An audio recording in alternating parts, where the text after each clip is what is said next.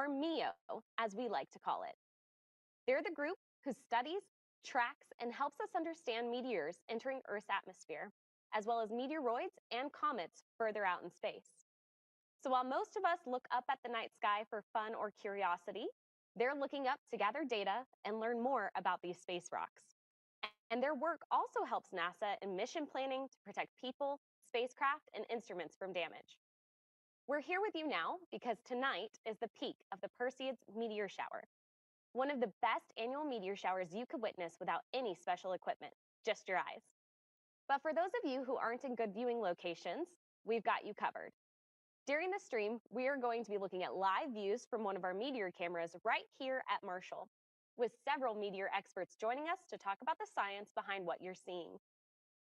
To give a brief background, the Perseid meteor shower happens when Earth runs into a stream of dust left behind by the comet Swift-Tuttle. When that dust burns up in our atmosphere, it creates the meteors that you will see tonight. So if you're excited to watch for meteors with us, put a comet emoji in the chat to let us know. Here in Huntsville, our local time is just after 11 p.m. on the night of August 12th. For us, the Perseids will hit their peak in the early morning hours of August 13th. These meteors are typically bright and frequent, but even if we do get cloud cover over Huntsville like we're having right now, we have a jam-packed agenda for you. So go ahead, get comfy, grab a snack with maybe some caffeine if you're planning to stay up late with us. We are settling in for a great night of sky watching. Now, speaking of experts, I think it's time we bring in one of the best. Bill Cook is the lead of our Meteoroid Environment Office at Marshall. If you've ever heard NASA talk about meteor showers, chances are Bill and his team had something to do with the data behind it. Bill's going to talk more about what the Perseids are, why they happen, what you can expect to see tonight, and hopefully share some stories from his career studying meteors for NASA. Feel free to ask him questions in the chat, and we'll get to as many as we can throughout the stream. Bill, welcome to the stream. Before we get distracted by meteors, can you tell us more about yourself and your career?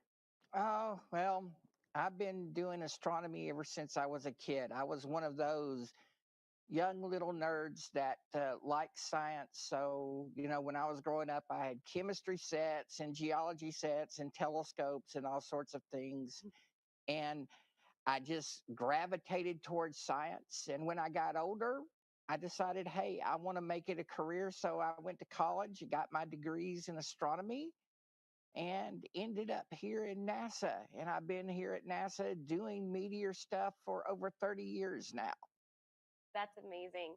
Can you tell us what your team does at the MEO? Well, the MEO we do have a very important mission because when we have spacecraft and crews up in space, meteoroids pose a big threat. And our job is to help protect the spacecraft and those crews from meteoroid impacts. Mm-hmm. So we do things like forecast meteor showers or help designers place shields over critical components. So our main job is focusing on the meteoroid hazard to vehicles and crews and helping to mitigate that so our missions can be successful. I love that. Your work is so important to what we do here. Tonight, we're going to be looking at our meteor camera right here at our observatory at Marshall. Can you tell us more about that meteor camera and maybe show us what it looks like? Sure. We have one right here. This is an all-sky meteor camera. And as you can tell, it's a very fancy piece of technology.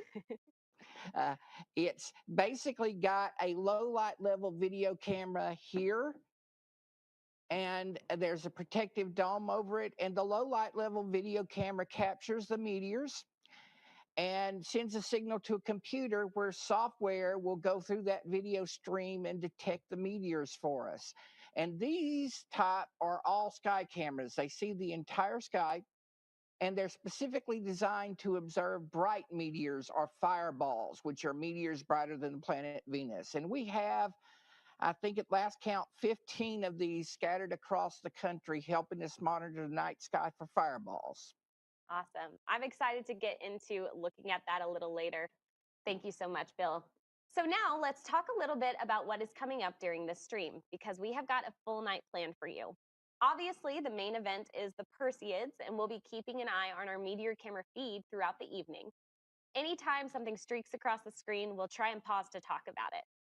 But also throughout the stream, we're going to chat with a few other experts to talk about some fun Perseid facts, the difference between meteors, comets, and asteroids, and how NASA observes these other near Earth objects. And of course, we want the stream to be as interactive as possible. So remember, if you have questions about Perseids, meteors in general, and how NASA tracks them, drop those in the chat.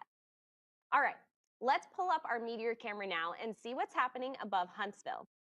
If you're new to watching meteor cameras, don't worry. We will make sure to point them out as we see them. But if something fast streaks across the frame, that's more than likely going to be a meteor. If you do spot one before we do, let us know in the chat. Now, keep in mind, we are not quite at the peak of the Perseids yet, so we may only see a few meteors to start off the night. We are also obviously having a storm right now, but we do expect those clouds to hopefully push away soon, and we will pick up those Perseids as the watch party continues. So, Bill, is there anything you want to mention on the camera feed right now while this storm's happening?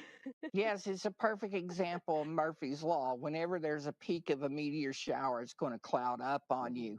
Um, this is an all-sky camera, just like I showed, and hopefully when it clears up, we will begin to see Perseids there. Right now, we're getting a lot of rain and lightning, though. The lightning is cool to witness, though. It's Yes. been pretty exciting.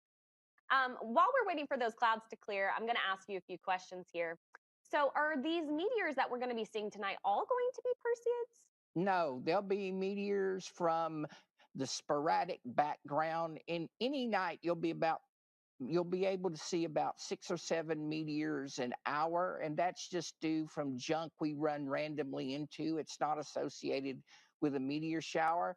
And there will also be meteors from other showers less intense than the Perseids, like the Capricornid meteor shower. So not every meteor you'll see tonight will be Perseids, but most of them will be. The vast majority will be. Perfect. And I know that you mentioned that this is part of the All Sky Network. We actually have, I think you said 15 cameras in that network. But we actually have a camera that we could switch to right now at New Mexico State that's looking a little better cloud-wise. So I think we're looking at that right now. Is there anything on this camera that you want to talk about, Bill, before we move into any more questions? Well, it doesn't look like it.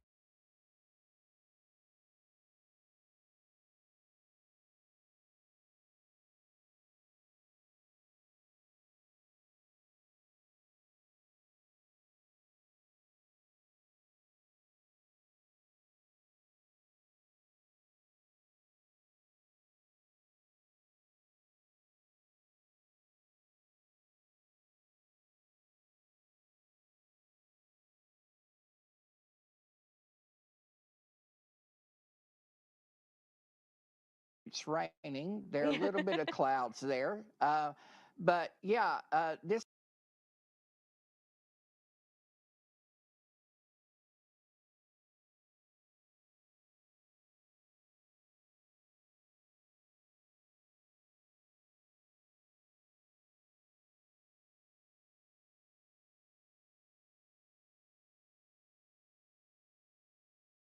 camera is identical to the one we have in Huntsville, and it's a little bit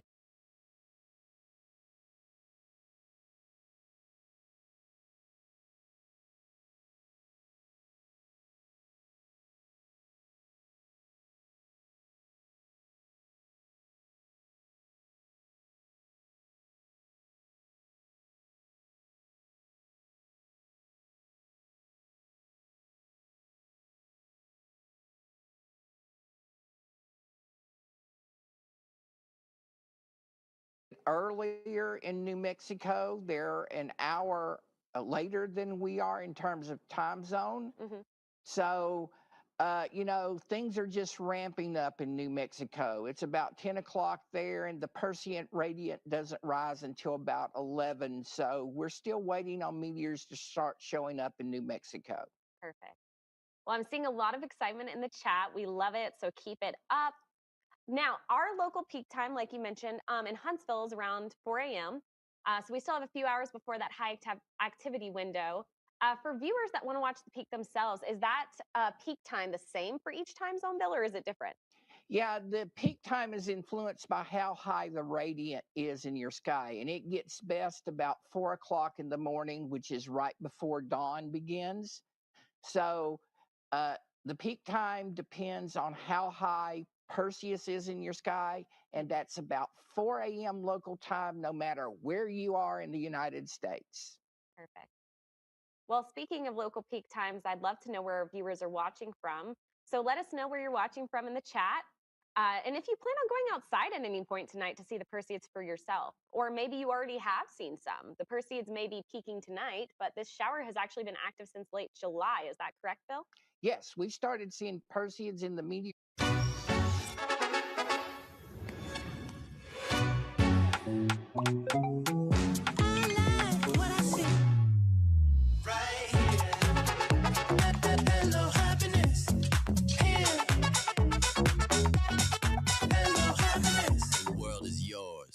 The Perseids this time uh, this year, and the Earth will go around the sun once and we'll smack into it again in mid-August next year. And like with the Geminid stream, we hit that in the middle of December every year. It's just where these trails intersect Earth that determines when we hit them. But we always come back and hit them again in the following years. Gotcha. That makes a lot of sense. Well, before my curiosity gets the better of me, let me see what questions we have from viewers. Dante Blankenship 6213 has asked, given that the camera is a digital system, how sensitive is it compared to a human eye?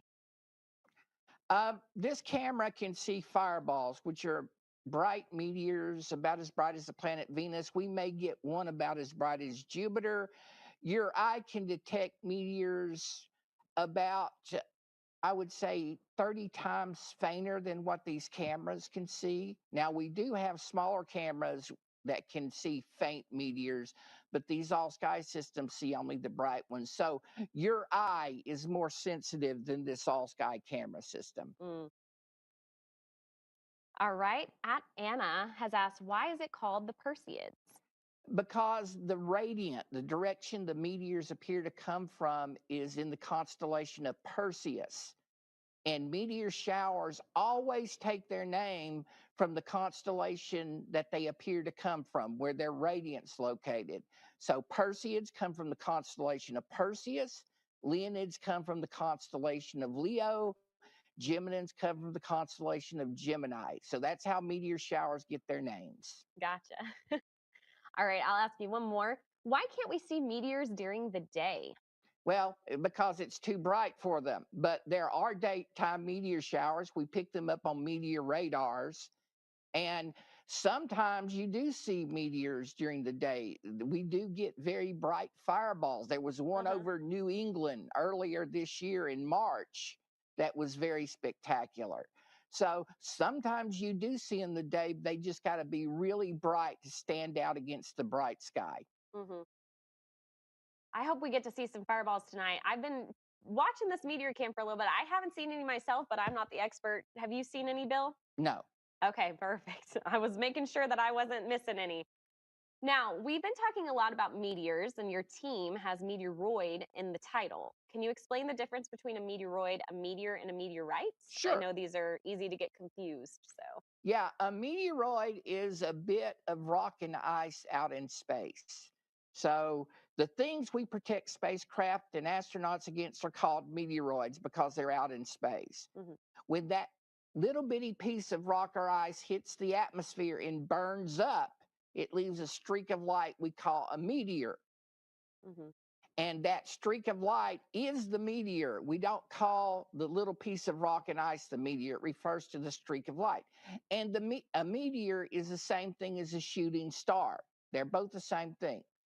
And if anything survives to the ground, so if you have a really big piece of rock that hits the atmosphere, some parts of that may make it to the ground, and those pieces on the ground are called meteorites.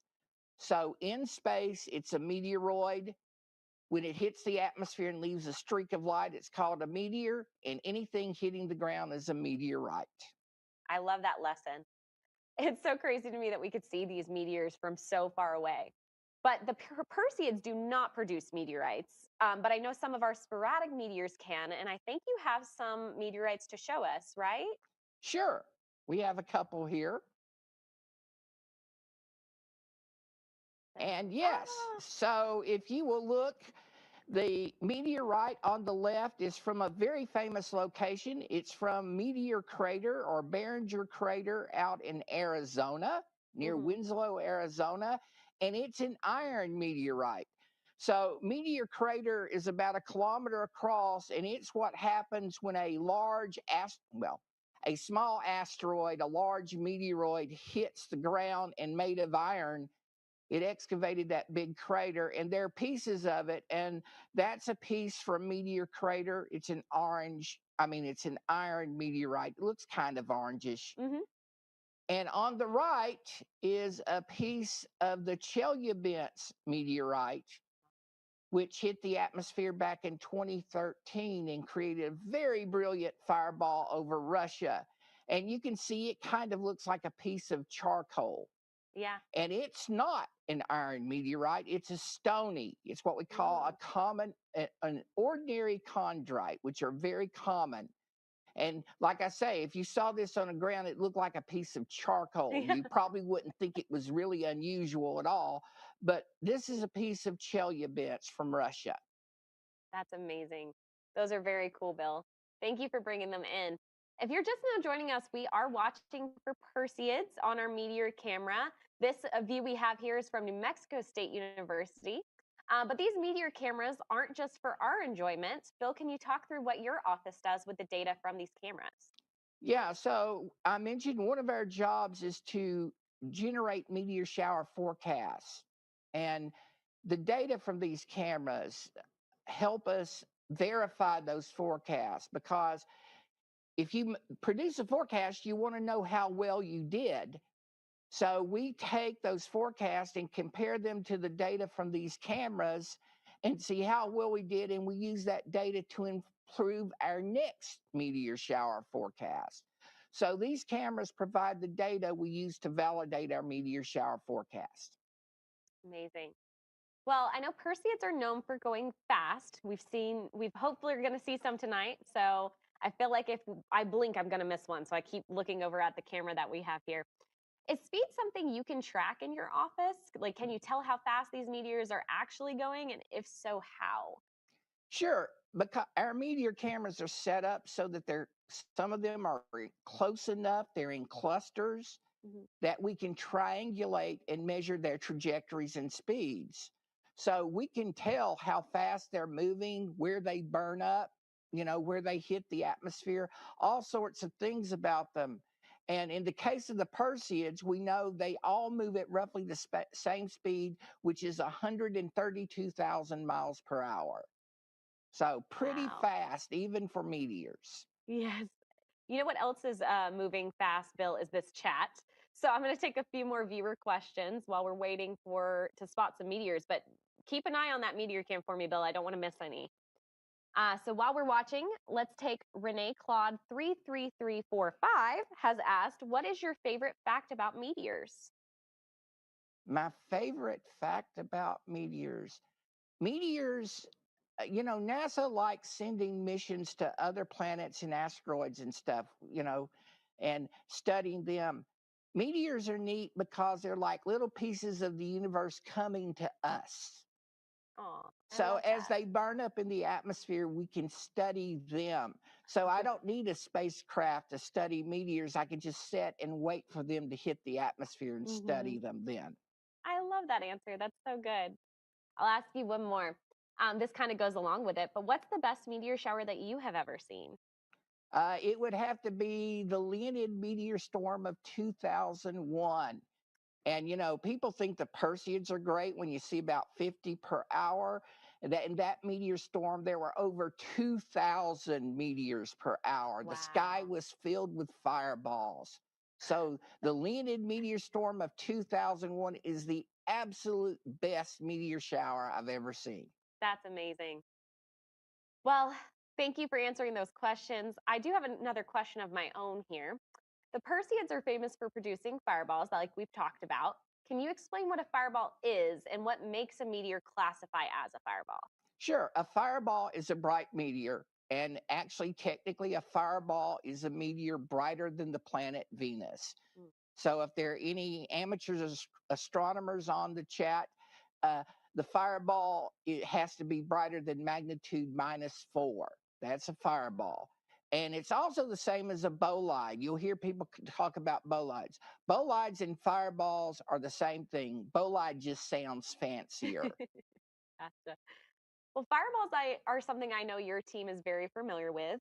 For you guys watching at home, whenever a significant fireball lights up the sky, the MEO actually alerts the public of this. They utilize eyewitness reports, gather and verify the data, and then share those results on a dedicated NASA website for everyone to see where recent fireballs were detected across the country. For those of you that are on Facebook and X, you could follow at NASA Space Alerts, and that is where we post fireball sightings as they happen. So if you've ever seen a huge meteor streak across the sky and you're wondering, was that real? You could check at NASA Space Alerts or the Fireball website and confirm it. With that said, let's jump back into the Perseids. Keep those questions coming. I'm going to be looking for some good ones now to ask Bill. While I am gathering some more of those, Bill, have you spotted anything on our meteor camera that you want to point out? Not yet, but again, the radiant isn't very high. But I've Hmm. been keeping an eye on it. I hadn't seen anything yet. Yeah, we're still a few hours away from that peak, but hopefully they'll pick up and hopefully the storm over Huntsville will go away. Right now, we're looking at the New Mexico State University camera. They're having a little less clouds than we are. All right, I'm going to take a few more questions for you, Bill. At Antonio Perez 096 has asked, how many meteors are typically in a shower? Oh, 11 billion. They're lots. I really don't know how to answer that Uh-huh. because the Earth just captures part of the stream. But, you know, a typical, all right, so let me put it this way. The Perseids, we have about 60,000 meteors in our fireball database, and the Perseids account for about 4,500 of those, Mm, which is a lot. So there are a lot of fireballs in the Perseid stream. wow, that's amazing. Kind of on a similar, I guess this isn't a similar question, but I want to know the answer as well. Quiet Castle has asked, what is the largest meteor ever recorded? Do you know the answer to that, Bill? Well, so um, technically, the largest meteor ever recorded would be a 1 meter meteor, and we see those all the time because anything larger than a meter in diameter, boulder size, is considered an asteroid. And of course, asteroids are pretty big. I mean, they go all the way up to dwarf planets like Ceres, which are hundreds of miles across. But as far as meteoroids are concerned, the upper limit is 1 meter. After that, it becomes an asteroid. Very interesting. All right, let me see if I can find one more question here to ask you. Um, Let me see if you know this. What recent scientific advancements, if any, are a direct result of observing the Perseids? It's a good question. Recent scientific advances is a direct result of observing the Perseids. I'll have to think about that. Okay. That's a good one. I like that question too. All right. While you think about that, I do know that we have one of our members of your team has actually been behind the scenes looking at our other all sky cameras. Those ones we don't have live feeds of, but we can get playbacks of and imagery from them. And she has been collecting a few that we have seen on those other cameras. So I'd love to pull up some of those now. Oh yeah, there's a meteor. Yep. So what you're seeing on this feed are meteors, and it looks like from the past couple of days, or actually even tonight, Yeah. excuse me, from Ohio, Alleghenies in Pennsylvania, and here's Hiram in Ohio. Yep. So you're seeing meteors from the Midwest whiz across the sky there. And of course, since it's a replay, we've got a nice little tracking box on the meteors. That was a That's a nice good one, Perseid. yeah. That was a nice one. Those are awesome. Wow. And you'll notice they're appearing across anywhere in the sky. They can appear anywhere in the sky. This is why if you observe meteors, you need to look up and take in as much sky as possible because they can appear anywhere. They can. I noticed on one of these clips, there's something going by slower than the meteor. Is that a plane that we can see? Yes. Okay, that one, yeah. Yes, that's an aircraft. Okay, perfect. Yeah, these Perseids go really fast. This is exciting footage to see. And it does look like these are happening from tonight. So I'm hoping we'll see some live a little later. But while we wait for our cameras to pick back up and for the clouds to move, I'd love to show you guys a little video that we have prepared. Wipro Smart Doorbell. And here we go. The striker is charging on the pitch. This is it. He's about to be in the clear. Hi, Mama. बचा लिया Wipro Doorbell. Stay one step ahead with Wipro Smart Doorbell. Our topic of the night.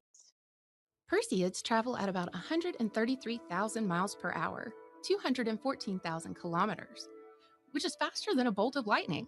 Here are 10 more fast facts about the Perseids. Perseids are one of the oldest observed meteor showers, with records of them dating back 2,000 years ago. The Perseids are debris left over from the comet Swift-Tuttle, which the Earth travels through once a year. Swift-Tuttle is more than 15 miles wide. At their peak, the Perseids can produce up to 50 meteors per hour under dark, clear skies. The shower is called the Perseids because from a skywatcher's perspective, the meteors appear to radiate from the constellation Perseus. The Perseids are active for about 6 weeks, from mid-July through late August, and the peak happens when Earth hits the densest part of the debris stream. The Perseids are one of the most photographed meteor showers thanks to their brightness, frequency, and timing during warm summer nights. Each meteor you see is a bit of comet dust that's been traveling through space for hundreds or even thousands of years before hitting our atmosphere. Though humans have been watching the Perseids for more than 2,000 years, they were first recognized as an annual meteor shower in 1835. Although we see debris from Swift-Tuttle annually, the comet only orbits us about once every 133 years. It last passed through the inner solar system in 1992 and won't return until 2126. The Perseids are famous for producing fireballs, which are exceptionally bright meteors, but most of the particles creating them are smaller than a grain of sand. That was a great video to give us a little 101 of the Perseids and what we can expect to see tonight. So now I want to go to a full screen view of New Mexico State University's meteor camera. That's what we're looking at now. We are going to take a moment to look at this full screen. Please let us know if you spot any meteors in the chat, and we'll be back to talk about them in just a few moments.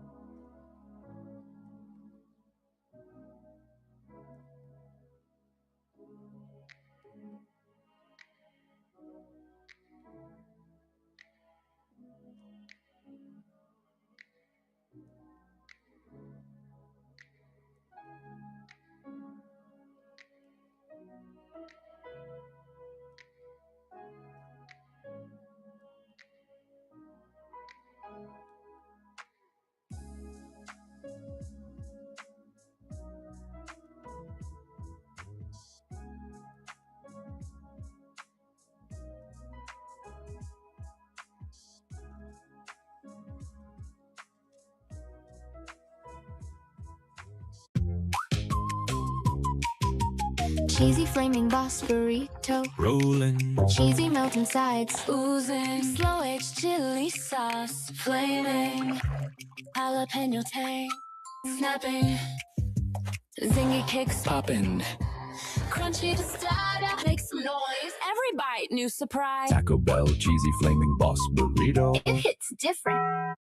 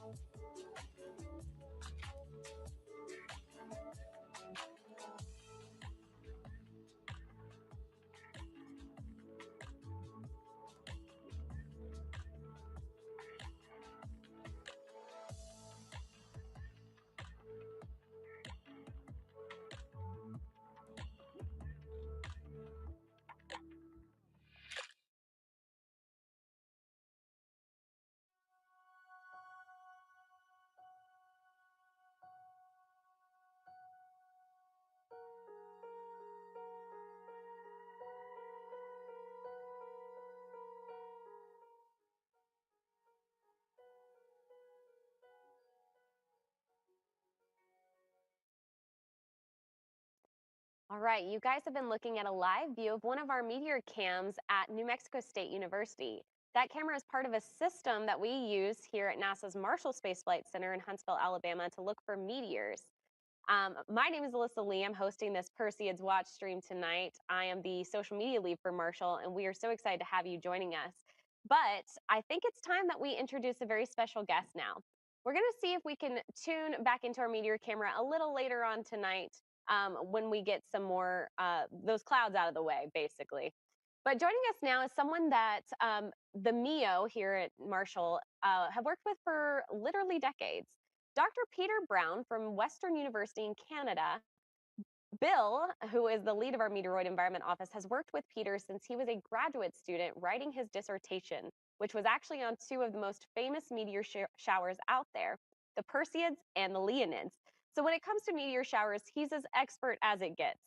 NASA Marshall and Western University have had a formal partnership since the year 2000, and Peter has been a key part of that relationship.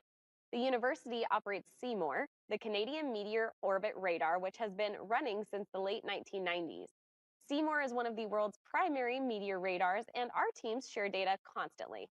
The university also operates a similar all-sky fireball network like the one we run at Marshall, and our partnership allows us to study meteors from multiple locations across North America. So, with all of that said, Peter, thank you so much for joining us tonight. To start things off, could you introduce yourself and tell our viewers a little bit more about your work and your long history studying the Perseids? Yeah, thanks. Good evening, Alyssa. I guess I should say good morning at this point. So I've been studying meteors for the better part of, I guess, almost 30 years, and my interest is in अपने घर का सपना अब और भी आसान। PNB home loan के साथ पाएं आकर्षक ब्याज दर सिर्फ 7.20% से शुरू। ईएमआई सिर्फ 679 प्रति लाख से और प्रोसेसिंग फीस बिल्कुल निल। तो इंतजार कैसा?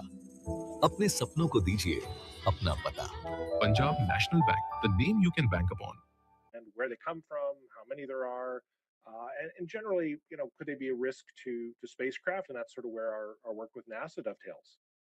Well, we are honored to have you on the stream.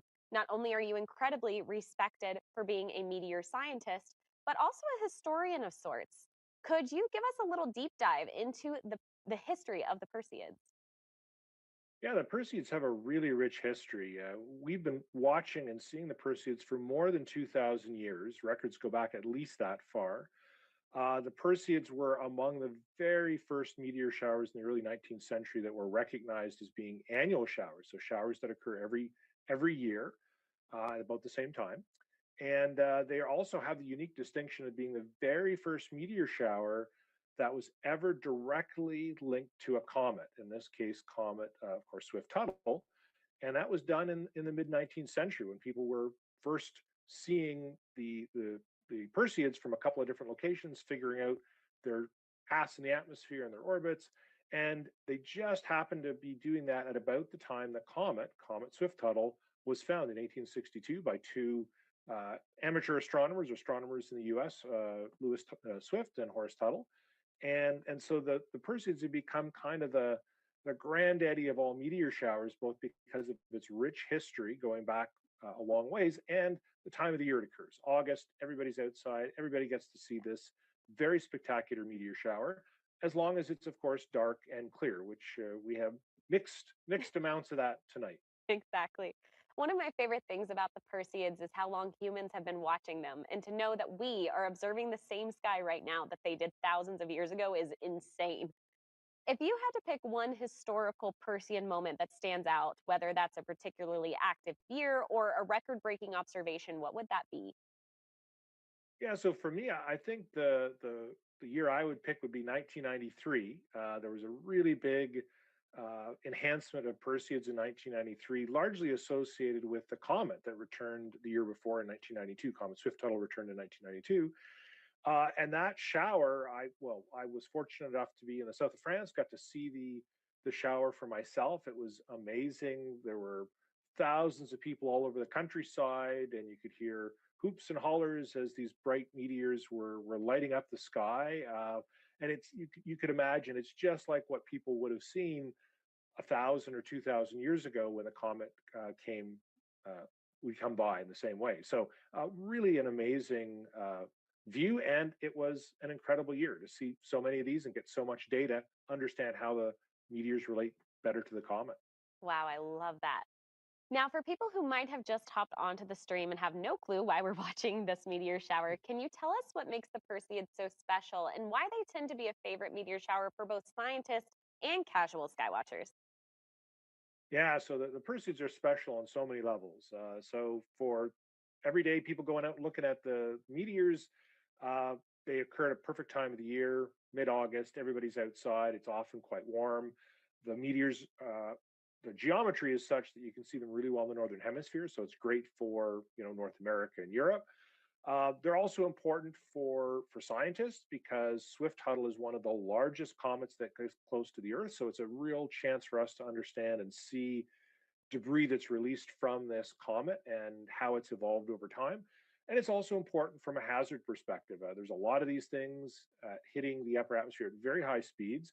So if you don't have the atmosphere protecting you, you have to be a bit more concerned about that. And that's where sort of the satellite hazard angle comes in. So Perseids are special a whole bunch of different ways. Awesome. Well, that leads me to another question I had. We mentioned earlier your work studying the Leonids, and of course, you've studied many other meteor showers too.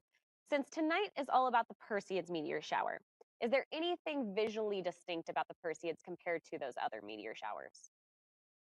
Yeah, I mean, I think that the Perseids have a few distinctive characteristics. One is they tend to be pretty rich in bright meteors. We've been talking about that all night. That's what the all sky cameras are all about. So some showers don't have lots of bright meteors, but the Perseids really do. The Perseids also move really fast, and one of the things that is often quite distinctive is they'll leave a trail behind. We actually call this a train, and it's just some glowing ionized gas that's left in the path. And so the meteor sometimes can be visible for a few seconds in this sort of glowing embers that are left behind the Perseid. And that's also unusual, quite distinctive for the Perseids. Awesome. Well, this has been fantastic, Peter. Thank you for sharing all this history and science with us. I know Bill has been dying to jump in and talk with you, so we're going to bring him back on. This is the lead of our Meteoroid Environment Office, Bill Cook. We're also going to bring back up our meteor camera so you two could do what you do best and watch the Perseids together, break down what we're seeing. So I'm going to step off for just a little bit and let you two take the reins. But chat, make sure you keep those questions coming for Bill and Peter, and we'll get to those here shortly. Take it away, Bill. Okay. Hey, Peter, you and I, we met back in the late 90s over the meteor shower hazard. And, you saw the 93 Perseids from France, and the 93 Perseids were the first shot across the bow as far as meteor shower forecasting, right?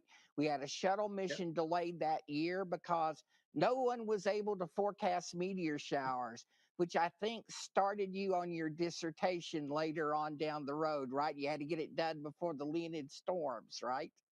Yeah, that's exactly right. The Perseids in '93 were a big wake up call to all the things we don't know about meteors and trying to get a handle on the Perseids, which was half of the thesis work I did, and then the Leonids, which were coming up. The next few years during the late 1990s, that shower really ramped up. And between the two of them, I think it's fair to say it almost redid the entire field. There was just so much interest, so much measurements, and concern. I think genuine concern about what these things might mean to space and space operations that kind of changed the field. So it's been really cool.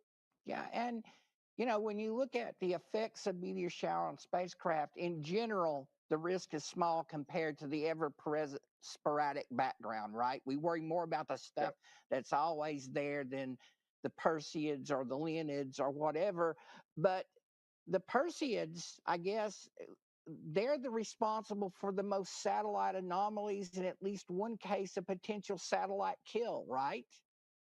Absolutely, yeah. And as you point out, there aren't huge numbers of them, but they come in very fast. And I know we've always puzzled about this together for years.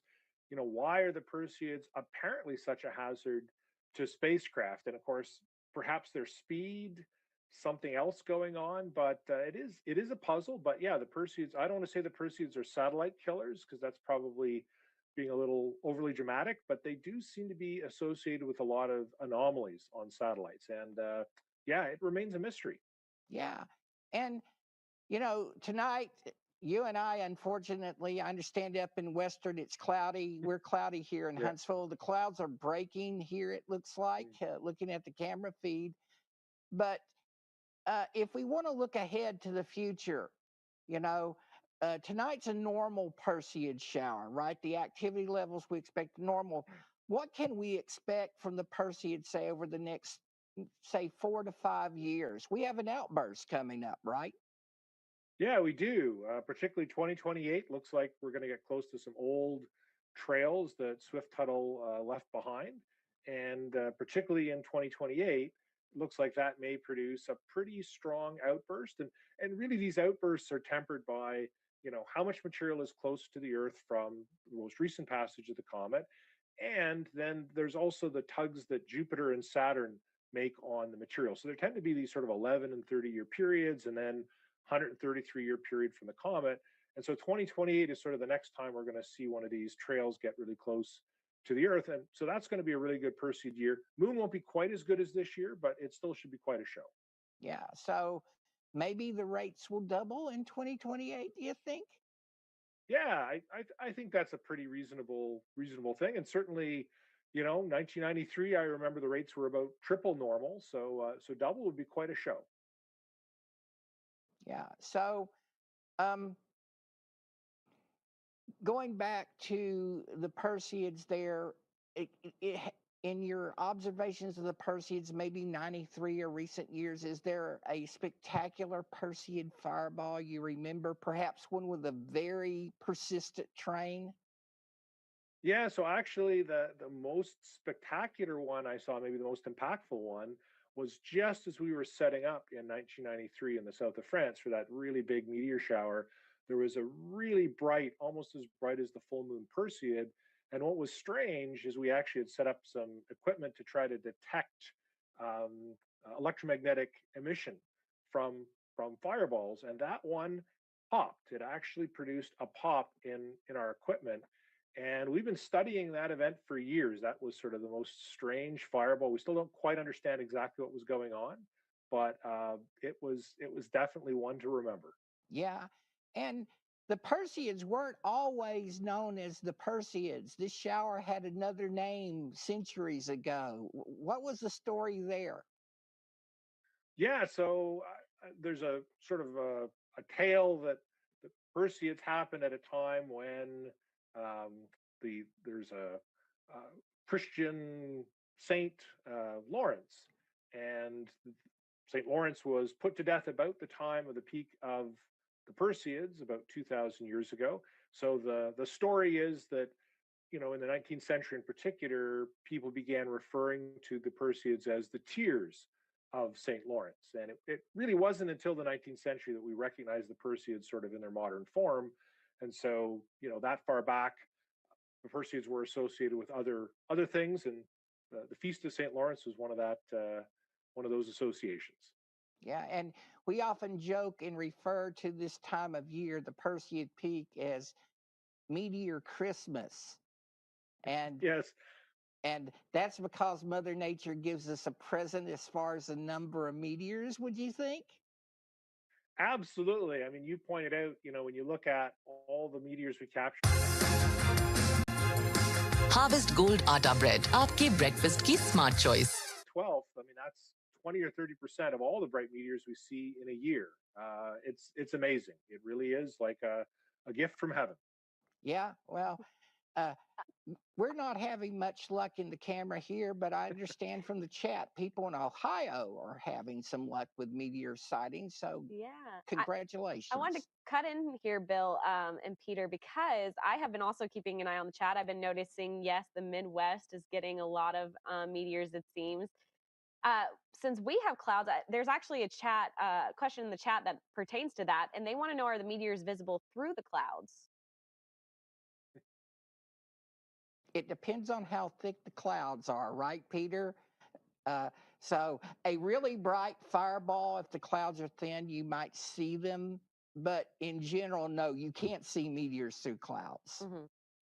Yeah, yeah, exactly. So sometimes the really bright fireballs will be like a light bulb flash, and you might see that just like lightning through clouds, but those are pretty rare. You don't typically see that. Gotcha.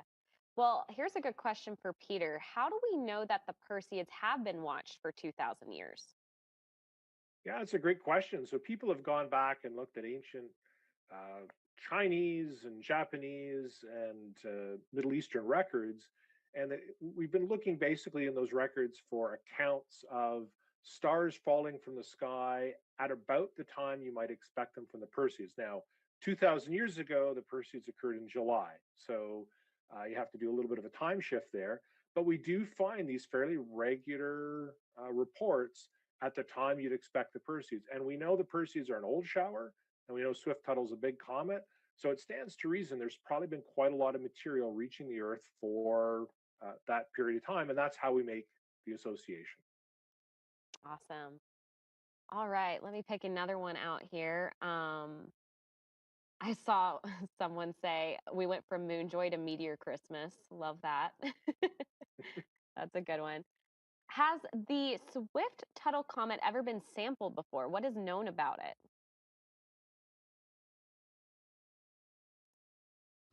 Well, Swift-Tuttle itself has not yet had a mission to it. There've only been a few comets that have had spacecraft missions that have sampled them. Wilt 2 had a sample return mission. I think, in fact, it's to date the only sample return mission from a comet.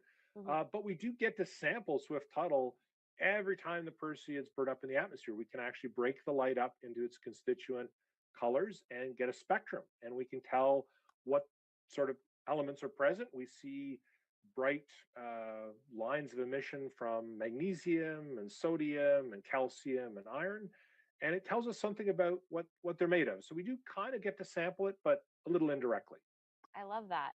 All right, I got one more question for you. And this one asks, how are the meteor peak times predicted or calculated? And can you also talk about the peak time for tonight? Yeah, that's a great question. So that was the entire topic of my thesis, was trying to figure out those peak times. And as Bill will tell you, we had some luck and some years not so great luck trying to figure out exactly where these trails would land. So basically, we put the comet's past behavior into a computer, and we launch a bunch of particles, and then we see where they land relative to the Earth's orbit. And from that, we can kind of build up a sort of a synthetic computerized picture of when these things hit. Tonight, we're expecting the peak, just about now. I mean, we're getting very close to the peak time, and that peak that we predict now is based on sort of long-term measurements of kind of where it historically peaks. There's always little peaks that appear during the Perseids, and sometimes these larger outbursts. But we're not expecting an outburst tonight, but never say never. The modelers can always be surprised. Be optimistic, Peter. Come on. We're going to see tons of them. Absolutely. Even without outbursts, the Perseids are extraordinarily rich. So we'll definitely see lots. Just whether we'll see an outburst, at a strange time, probably not this year. So probably tonight is the night for the peak. Perfect. Awesome. Well, one of our team members from the MEO has been behind the scenes watching the Meteor camera and has grabbed some imagery for us that we can see now while we're answering some questions. So I want to pull those up now. Those are awesome. Bill and Peter, could you talk about these playbacks? Yeah, these are from our cameras in Florida. The one you're seeing now is from the University of Central Florida campus. Amazing. And you're seeing Perseids captured by that camera again earlier tonight. So they're lucky in Florida. They're having better weather than we are. And these are meteors from earlier tonight. Those look awesome. Yep, some nice ones. And some aircraft, of course. Yeah. I've started to learn how to spot the aircraft in there. This is great footage. I love seeing it. Well, these have been some incredible questions from the chat and playbacks from Danielle on our team, but we do want to let Peter enjoy these Perseids himself. Peter, thank you so much for joining us tonight. Getting to hear the science and the history behind these meteors while watching the Perseids live with you has been such a unique experience. We're grateful that you wanted to be a part of this. It's been my pleasure. Well, I wish you clear skies and many more bright fireballs on the meteor cameras. Absolutely. Happy Meteor Christmas, Peter. I love it. Same to you, Bill. Same to you. Happy Meteor Christmas. All right, if you're just joining us, welcome. We are watching the Perseids live on one of our meteor cameras right here at NASA's Marshall Space Flight Center in Huntsville, Alabama, with the lead of our Meteoroid Environment Office, Bill Cook. Let's get back to that meteor cam view and see if we could spot any. And of course, if you spot something before we do, shout it out in the chat. These shooting stars can come and go in an instant, so keep your eyes peeled. All right, Bill, can you give us a little refresher on what our viewers are going to be looking for on these meteor cameras? It looks like this one is our New Mexico State University camera, I believe. Yes, and so there are clouds there. That's that white stuff all over the place, but there's some dark sky. And you'll look for, an object moving very quickly across the field of view, like we just saw in the UCF camera down in Florida. And they can appear anywhere in the sky, and they'll move quickly across the field of view. If you see something slow moving with flashing lights, that's an aircraft. So we're looking for something that's going to move really quickly across that sky. Gotcha. Well, people see meteors randomly throughout the year, but meteor showers like tonight are different. For those of the viewers that are new to this, how do meteor showers differ from those random sporadic meteors you might see on any given night? Well, meteor showers, all the meteors in a meteor shower come from a single object, like all the Perseids come from Comet Swift-Tuttle, or all the Geminids come from the asteroid 3200 Phaethon. But sporadics, they don't have a parent. They just are random bits of debris that are out there. So the difference that distinguishes a meteor shower from a sporadic is all the members of a meteor shower have the same parent body. They come from the same object. Gotcha. Well, while we're watching, I actually have a question I have been wanting to ask you. We know that the Perseids are famous for being bright, but does that brightness change as the night goes on, or is it pretty consistent throughout the peak? The brightness is a function of the speed, and all Perseids have the same speed, which is 132,000 miles per hour. So the brightness really boils down to how big the meteor is, not so much when it occurs. So you can get bright Perseids early in the evening, late in the evening, right before dawn. They can appear anytime. So the brightness doesn't have any consequence as far as the time of night. It can happen, bright Perseids can happen anytime. Awesome. That makes sense. For our viewers who may be sky watching themselves, drop a message in the chat to tell us where you're watching from, whether you've seen any meteors tonight. We love seeing what you guys are saying. We've seen some luck in the Midwest. I saw someone from North Carolina saw some. Obviously, we had some playbacks of Florida, so love seeing it. Something I have always wondered is when a meteor streaks across the camera, how quickly can your team pull that data from that event, Bill?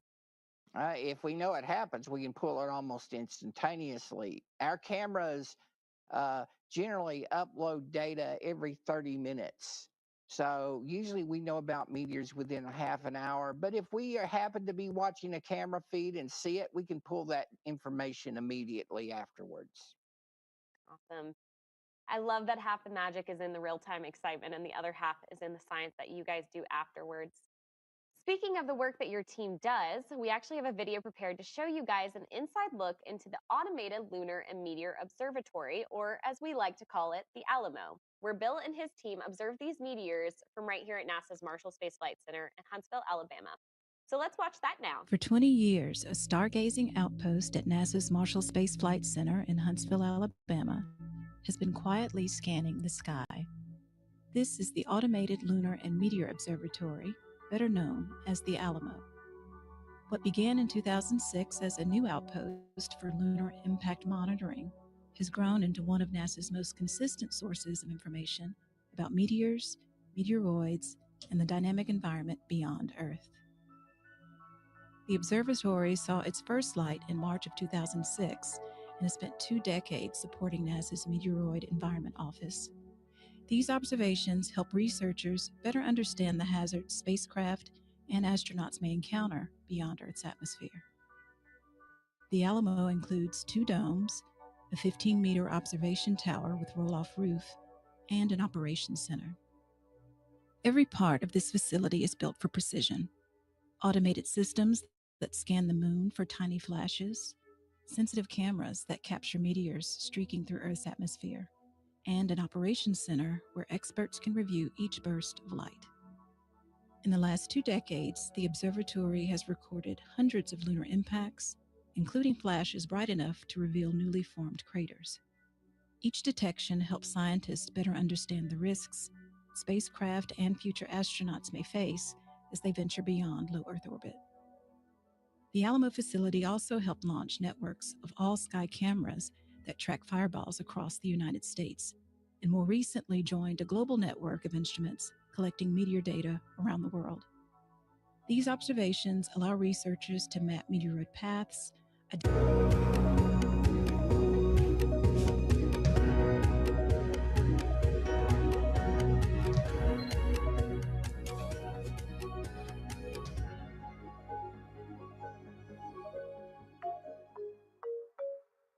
support scientific discovery, and deepens our understanding of our solar system. That was an amazing behind-the-scenes look at our observatory. Now, a lot of people don't realize that with the right equipment, we can actually hear those meteors too. And I saw someone in the chat asking about this.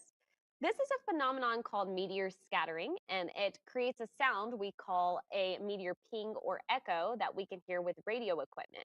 Bill, can you tell us how this works? Sure. When a meteor burns up in the atmosphere, it leaves that streak of light we call a shooting star or a meteor, but it also leaves a trail of ionized matter behind it, an ionization trail. And if you have a ham radio tuned to frequencies in the tens of megahertz, any distant signal, like from a distant radio station or TV station that bounces off that meteor trail, will be picked up by your receiver and you'll hear a ping like sonar. So, you need to have a distant transmitter, a radio or TV station that's over the horizon. But if you have a receiver tuned to, say, like 1725 megahertz, somewhere in that range, you can hear meteors. And the beautiful thing about that is you can hear them in the daytime as well as at night. So you can hear them all the time. And believe me, you hear lots of Perseids pings on these little systems, which we call forward scatter radars. Awesome. And I think we actually have an example of what those pings sound like. Yep, I hear it. Yeah. They sound kind of eerie. Yeah, you hear like a whistle.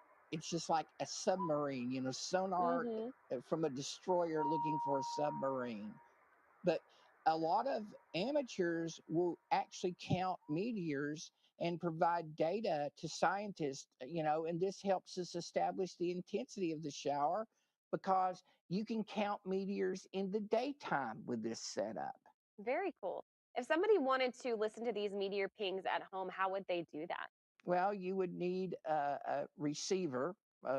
A lot of people use ham radios. They're these programmable radios and an antenna, and you would basically tune to the frequency of a distant radio or TV station, and you want the carrier from that, which is the constant signal they send out. And if you do that, you'll hear meteor pings. Does the length of that echo correspond with the size of the meteor? Pretty much. It corresponds to the length of the ionization trail, and that the longer the ionization trail, the longer the ping. And the amazing thing is a meteoroid only a millimeter across. Imagine a millimeter on a ruler. That meteoroid will leave an ionization trail the length of a battleship. Wow. Makes it very easy to pick up with a simple forward scatter setup. Well, I want to grab one or two more questions from the chat while we're continuing to look at this meteor cam from New Mexico State University that we're watching. Here is a good one from Layla1376B5U. Hope I got that right. What is something about the Perseids that scientists still don't fully understand? It's a good question. What is something about the Perseids scientists really don't understand? Well, from my perspective, I'd like to be able to predict Perseid outbursts better. Peter mentioned that occasionally we miss the forecast, and the Perseids every now and then can surprise us. For example, the Perseids have been recently showing two peaks. You know, we think of a meteor shower having one peak, but if you look at the shower data, we see two peaks close together. And that second peak is a relatively recent occurrence, and we're still trying to figure out what causes that second peak. We think they might be really old Perseids, but we're still looking into it.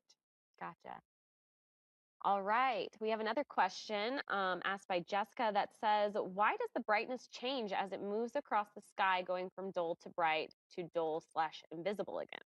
Well, and what you're seeing is the meteor, it's coming in, it's burning up, and it also is breaking apart. So you may see the meteor as it burns up, it gets brighter, then it breaks up, it'll get dimmer, and then as those pieces burn up, you'll see it get brighter again. Gotcha. All right, here's another one I want to ask you. What type of minerals or metals are in the meteors? Is that why they are so flammable? Well, they're not really flammable. There's standard elements in meteors: carbon, sodium. You know, we think of these things as fluffy bits of rock and ice held together by organic glues. So they're normal elements, but they're not flammable. What causes them to ablate or burn up is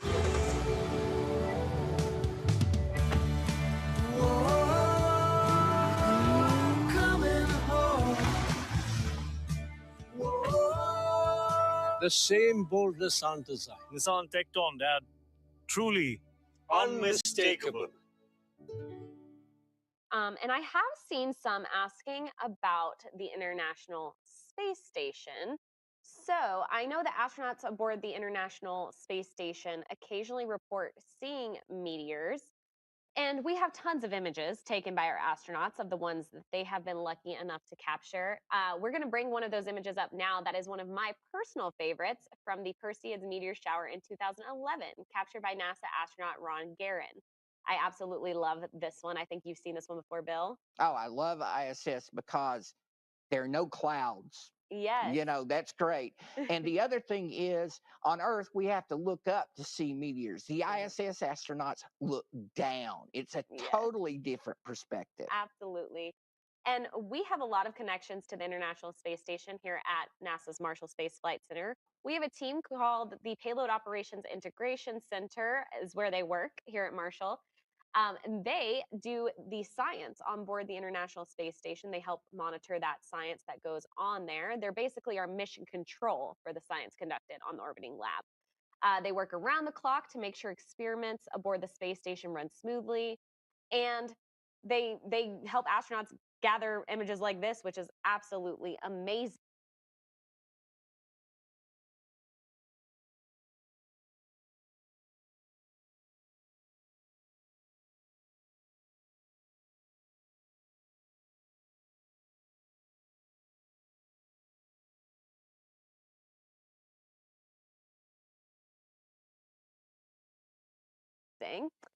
The space station is orbiting 250 miles above Earth, which gives them this stunning perspective. So I know one of the questions we've been asked a lot is, are the astronauts on board the International Space Station in danger of any meteors? Could you talk a little bit about that, Bill? Sure. So ISS, you know, again, it's outside the atmosphere, so there's no ablation. The meteoroids can strike ISS directly. And meteoroids do strike ISS as well as little pieces of orbital debris. However, ISS has armor. you know, because it carries humans and they got to live there for months upon months. We have armored ISS. It is the tank of low Earth orbit, and it has shields to protect it. And I think we have some of those shields here. Yes, we do. We have a prototype. If you look on the left on the screen there, you'll see ISS prototype armor. So on the very left there, yes, there's the armor. So at the far left, you have a plate, an aluminum plate at the very far left. And that is the bumper shield that breaks the meteoroid or piece of orbital debris up. So the meteoroid or piece of orbital debris will strike that plate, and it'll be broken up into like a shotgun blast.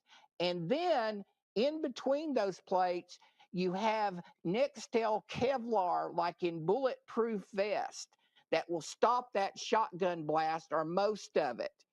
And then the back plate, that's the pressure wall. That's beyond, that's where the astronauts live. So you don't want any holes in that back plate. And this one, when we tested it, the Nextel Kevlar in the front plate broke the test projectile up, but it still was powerful enough to get through the Nextel Kevlar and put that bump on the back. It dinged the back plate. So, you know, this is prototype station armor. It was, you know, this was one of the first gun test articles, and the actual station armor is even better than this. Station armor can stop a 1-inch meteoroid moving at like 70,000 miles per hour. So again, space station is the tank of low Earth orbit. So we don't worry about the astronauts much during meteor showers because of that. We have this wonderful armor on space station. Awesome. And those meteorites that we have right there, are those about the size of what could be making those holes? Yes, maybe a little bit smaller, but yes, those meteorites are about the right size to make the holes. Now, what you have on the right is just a single metal plate, and it's why we don't use monolithic plates to protect against meteoroids, because there's no bumper shield, there's no Nextel Kevlar, and the meteoroid or the piece of orbital debris just blasts big holes in it when it hits. So metal plates, not so good for shielding. Thank you for explaining that, Bill. That makes a lot of sense. I'm glad to know that our astronauts are safe when they're in spacecraft and aboard the International Space Station. For right now, let's get back to focusing on that sky. We're going to look back at our meteor camera and see if we can start picking up something, see if those clouds are starting to move. We're getting closer to that peak. I believe that's a plane we're seeing there. Yes, the sky is getting clearer. Well, that's good. I don't see any lightning anymore. That's great. Awesome.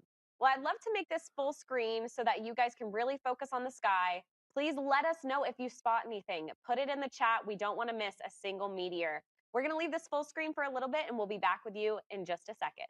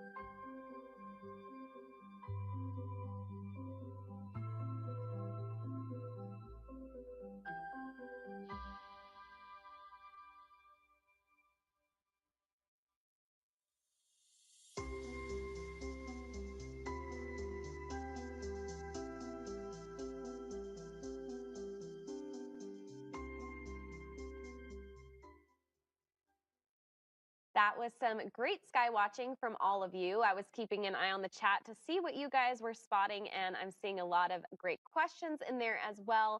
One that always pops up during meteor showers is some version of, should we be worried about these meteors hitting Earth? And that is a totally understandable question, especially when you see those bright fireballs streaking across the sky. The short answer is no, but our next guest is a perfect person to talk about this more. I'm excited to introduce someone who knows a lot about what NASA does to monitor and protect our planet from hazardous objects. Joining us virtually from California is Amy Meinzer, lead for NASA's NEO Surveyor mission. NASA's Near Earth Objects Surveyor mission, or NEO Surveyor, is designed to discover and characterize most of the potentially hazardous near Earth objects. Amy is an Earth, planetary, and space sciences professor at UCLA, and she is the lead for the mission. Amy, thank you so much for joining us tonight. Before we dive into the Perseids more, could you tell our viewers a little bit about your role and what your planetary defense work with NASA looks like? Sure. I'm super lucky to get to do this work. Thank you so much for having me here. So we are busy building what will hopefully be NASA's sort of biggest, best observatory for looking at what is the contents of our solar system, looking for the things that can get close to the Earth, both asteroids and comets, and trying to characterize the numbers, sizes, and orbital element distributions of these objects so that we can predict if there's going to be a potentially hazardous object that could get close to us in the future. That's the goal. Awesome. Well, a lot of people hear the phrase planetary defense and they think it's something out of like a sci-fi movie, for instance. What does planetary defense really look like day to day? Sure. It's a really practical question. Is there anything out there in our solar system that could get somewhat close to the Earth or even really close to the Earth? And if so, what should we do about it? That's planetary defense to me. Absolutely. And I know NASA has had a lot of success with our DART mission, for instance. We're also looking at going to objects like Psyche, the asteroid Psyche. So I know NASA's doing a lot of work on that, and I can't wait for NEO Surveyor. What is one misconception about planetary defense or asteroid tracking that you wish more people understood? Yeah, okay. So I love sci-fi. I'm a huge sci-fi fan. I mean, like a lot of us, right? Absolutely. But the movie, do you remember Empire Strikes Back from Star Wars? Yes. There's that scene where the Millennium Falcon is cruising through the asteroids, and there's asteroids everywhere, and they're just floating around, and they look like they're about to hit them. That turns out to not be quite like what our asteroid belt is actually like. Our asteroid belt is a bit different. Yeah. So it turns out if we were in the middle of our asteroid belt here in our solar system, most of the asteroids would look like tiny, small, unresolved dots. Oh. So there's still a lot of them. It turns out there are millions and millions of these objects, but they're so spread out and space is so big that each individual object would just look like a point of light. If you were standing on the surface of one, even if you were in the middle of it, it would still mostly look like dots. It wouldn't look like the Empire Strikes Back with big giant rocks floating all over the place. That is so fascinating. Well, I want to take a step back and talk about the NEO Surveyor mission a little bit more. What is the latest update on that mission? Yeah, so we are deep in the middle of building the project right now. So what we're trying to do is we're trying to build a space telescope that will be very sensitive to the asteroids and comets that can get closest to the Earth. In other words, we want to look for the things that really do have the potential to get close. And if they are going to get close, we want to be able to spot them when they're far away from the Earth, really far away, so that we can predict where they will go. And if there's any chance of a close impact, we want to be able to pick it up and spot it and say, okay, we want to actually spend special attention on these particular objects so that we can really follow their orbits, if that makes sense. It does, absolutely. The mission sounds so exciting, and I cannot wait to see it in action. But I don't want to steal any more questions from our viewers. So if you do have questions for Amy, make sure to drop those in the chat. We'll ask her here shortly. In the meantime, I would like to bring Bill back in. Bill's team is the one who studies those tiny particles burning up in our atmosphere, and Amy works with the teams tracking the much larger objects further out in space. So between the two of them, we've basically got the whole solar system covered tonight. I'm going to let Bill and Amy take over for a bit while we keep watching our meteor camera.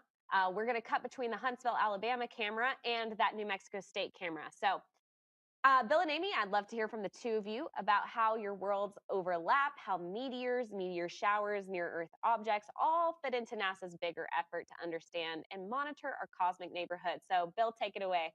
Yeah. So, Amy, you study asteroids, or what I like to call the rocks of doom. I study the flotsam and jetsam of the solar system, the small stuff. But um, we tend to put things in categories as humans, like, as I mentioned earlier in the broadcast, a meteoroid is something smaller than a meteor. An asteroid is something larger than a meter in diameter. But Mother Nature is not into our categories so much. So we have a smooth continuum between asteroid and comet. So often when I deal with asteroid people, I have to be mindful of that transition. So what are your thoughts on our classifications? Are we making it too simplistic in a lot of ways?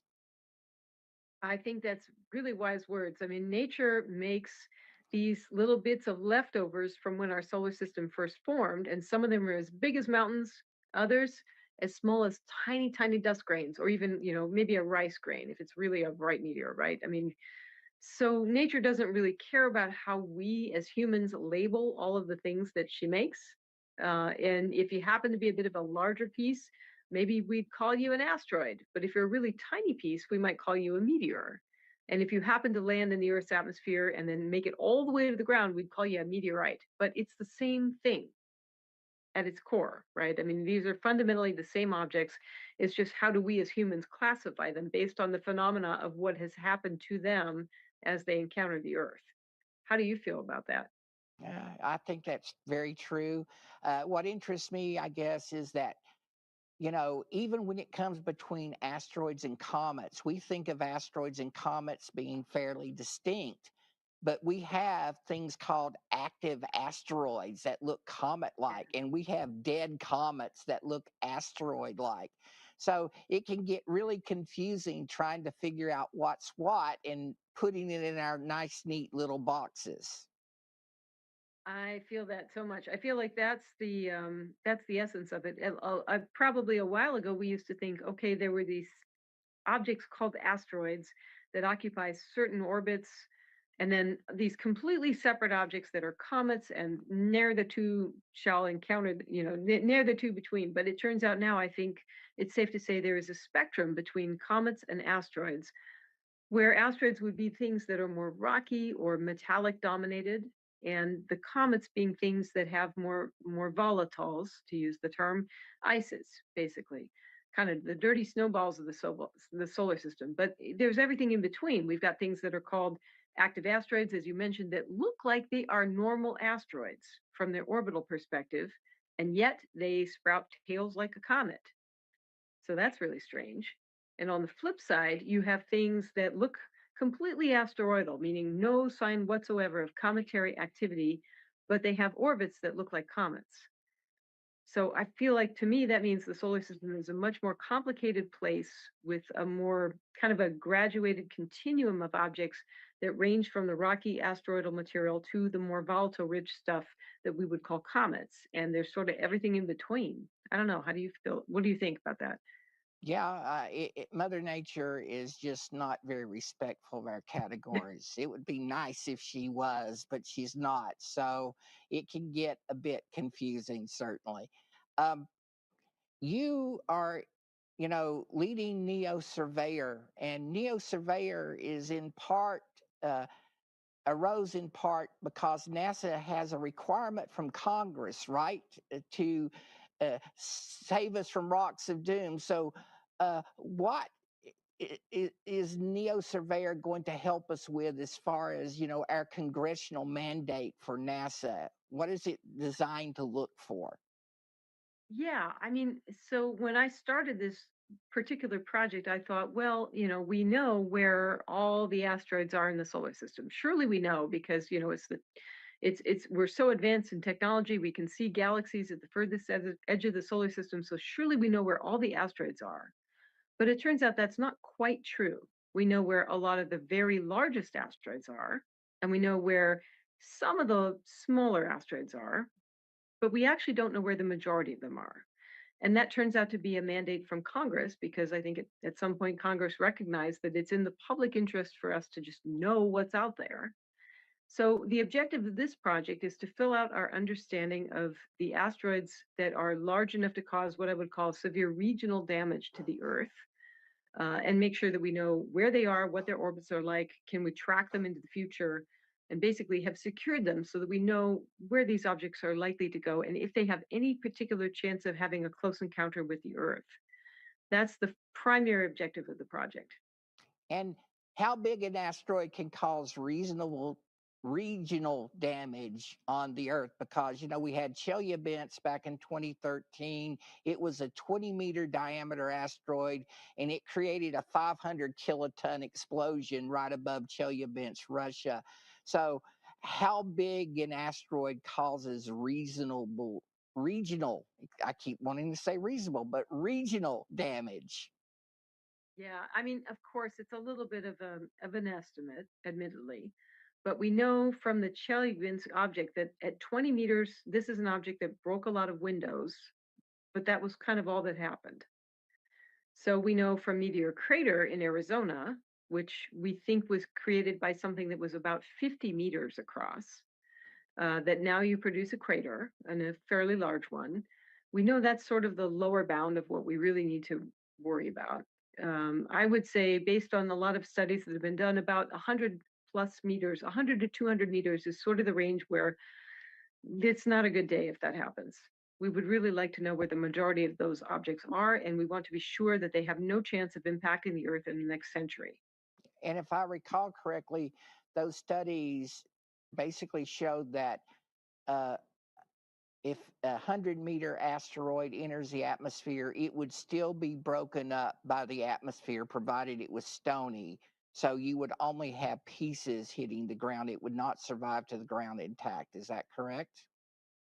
Yeah, so basically we know from Chelyabinsk that that object at 20 meters was largely reduced to rubble. In other words, tiny pieces. The largest fragment was, I want to say, about the size of if I put my arms in a circle. That's about the biggest fragment that made it from the 20-meter Chelyabinsk object. That was recovered by divers who went into a lake and were able to pull up the largest piece. So we know that's about the biggest piece that would survive if something is 20 meters across. If it's about 100 meters or say 200 meters across, we know that a lot of it could make it to the ground intact. And that's something that we just don't want to happen. In other words, we want we want to have the opportunity to push such an object aside so that it does not impact the Earth. That's the objective. And uh, when you think about all the asteroids you know of, is there any one of them that keeps you awake at night that you would like to know more about? Hmm. Honestly, I have to say it's the ones I don't know about today. Mm-hmm. Those are the ones that keep me up. In other words, the current program has done a very good job of tracking about, I would say, 40-ish% of the near Earth asteroids, not near Earth objects, but near Earth asteroids that are larger than the sort of 140-meter threshold, or sort of big enough to cause a lot of ground damage. We know of about 40% of those roughly today, but we don't know of the roughly 60-ish percent or so that remain to be found. So those are the ones that I worry about because those are the ones we want to find so that we can kind of say for sure whether they have any chance of impacting the Earth or not. And Neo Surveyor will provide a unique perspective because it will give us, it will be better able to survey the sky than ground-based instruments. We know, for example, Chelyabinsk, the Chelyabinsk asteroid came at us out of the sun. How close can Neo Surveyor observe to the sun? Because that's kind of our blind spot, isn't it? Yeah, that's a difficulty with telescopes on the ground. All of us on the ground who are observing have one big fundamental thing, which is the sun. In other words, the sky is bright during the day. This makes it challenging, although not completely impossible, but challenging to use astronomical telescopes to look at the sky during the daytime, or even at twilight or at dawn. The sky is just very bright because we have an atmosphere on Earth. So the idea with Neo Surveyor is to get away from the Earth get off of the Earth to be in space, so there's no atmosphere to basically have to contend with, we intend to be able to rotate the telescope to look as close to about 45 degrees from the sun. So we want to observe that sort of near sun's part of the sky so that we have a better chance of observing asteroids that are in more Earth-like orbits, if that makes sense. Yes, it does. And also maybe to catch an Otten class asteroid coming at us out of the sun too on occasion. Yeah. So for our friends out there, Ottens are basically things in the most very Earth-like orbits, meaning very circular orbits, things that are kind of close in terms of the Earth has a very circular orbit, I would say, and these are asteroids that have orbits that are very similar to the Earth, which means that they have a large chance of encountering the Earth because they get close. So these are the objects we particularly want to pay attention to, and we would like to understand how many there are and what their trajectories look like. Yeah. And when you say get away from the Earth, Neo Surveyor, what sort of orbit will it be in? Will it be going out to the Lagrange points, or will it be hanging out in low Earth orbit? Where will it go? Yeah, we want to get just away from the Earth, but not too far. And there's a couple of reasons for that. We want to be in the L1 Earth Sun Lagrange point, which is just inside the orbit of the moon. So we go toward the sun's direction, but not that far. We'll be a few times the distance of the Earth to the moon away, but we'll just sort of hang out there. And there's a couple of reasons for that. One, we do want to get away from the Earth because we are going to be using a telescope that senses the heat emitted by the asteroids. So we won't be looking for the light that is reflected off of them, but instead we will be looking for the very faint heat that they give off because they are warmed up by the sun. Because of this, we do want to be away a little bit from the Earth because the Earth itself is warm. So we want to be outside the kind of regime where the warmth of the Earth dominates our seeing. So we want to get into the cold dark of space. And it turns out a few times the lunar distance from the Earth is a good place because it's a little bit further away. It's a cooler environment. Yet at the same time, this particular orbit, this L1 Lagrange point, is nice because we maintain a kind of a constant distance back to the Earth that's relatively close, which means we can get all of our images back. In other words, we have high-speed internet, essentially. That's important.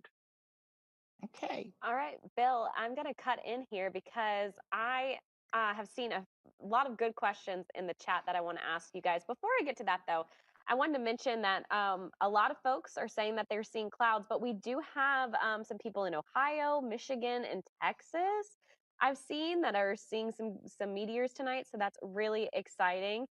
We were just looking at our camera here in Huntsville, Alabama. Our clouds are gone for the most part, so that's awesome. I'm hoping we'll get back to that soon so that we can spot some Perseids. But before we do, I want to get into some questions real quick. This one's a good one, I think, for Amy to answer, and also Bill. But what size is needed for a meteorite to remain in the atmosphere long enough to eventually crash to Earth? That's from Ethan Leroy 948. Boy, that's a great question. I mean, Bill, you'll answer this too, I expect, but Chelyabinsk taught us a lot, I would say, in the sense that we know that object was about 20 meters across, so, a house-sized, roughly. And that did make it to the ground, but mostly in pieces. And again, the largest sized fragment that came from that object was about maybe, if you put your arms in a circle, something like that. So we know something that's 20 meters across is going to be mostly broken up by the atmosphere, though not completely. Bill, your thoughts about that? Yeah. So a lot of the meteorite droppers, and we've observed a few this year, especially back in March. It seemed like the sky was falling back in March of this year. They tend to be only between 1 and 5 meters in diameter, so smaller than Chelyabinsk. But they don't produce a lot of meteorites on the ground, right? Chelyabinsk was, like you say, 20 meters across. There was a big meteorite field, a strewn field, and there were lots of meteorites. The smaller rocks, they drop meteorites, but there are not many of them. And so, you can get meteorites from 1 meter size asteroids, but you're not going to get a lot on the ground. It makes it challenging to find them. Mhm. Awesome. Well, I have another question here. The Perseids have come from Comet Swift-Tuttle. So Haley is asking, where is this comet from? Did it break off of something? Mm. Boy, that's a great one. What do you think, Bill? Well, Did it come from something else? well, Swift-Tuttle, it's got a big orbit. Maybe it was a long period comet, maybe even a Kuiper belt object before it got perturbed into its current orbit, right? It takes 133 years to go around the sun. I do know it's a near Earth object. So, it kind of is something we keep an eye on. It's not going to hit Earth for many centuries, if not millennia. But, it may have been in the Kuiper belt. It may have even been an Oort cloud comet before it was perturbed into an existing orbit. I can tell you, though, that Jupiter messes with its orbit a fair amount. So that's for sure. And it's a large comet. It's 26 kilometers across, which is a very large object. In fact, I believe this would be quite a bit bigger than the thing that made the dinosaurs extinct, the Chicxulub object. This is a big comet. This thing is large. It leaves a big mess as it goes through the solar system, so that's why we have this beautiful meteor shower. But we're pretty glad that it has not made any more mess than what we see, so to speak. Yeah, it's a big thank one. goodness it isn't going to hit us, so we can enjoy the pieces without the parent coming in at us. Yeah, just send us those pretty fireballs. Exactly.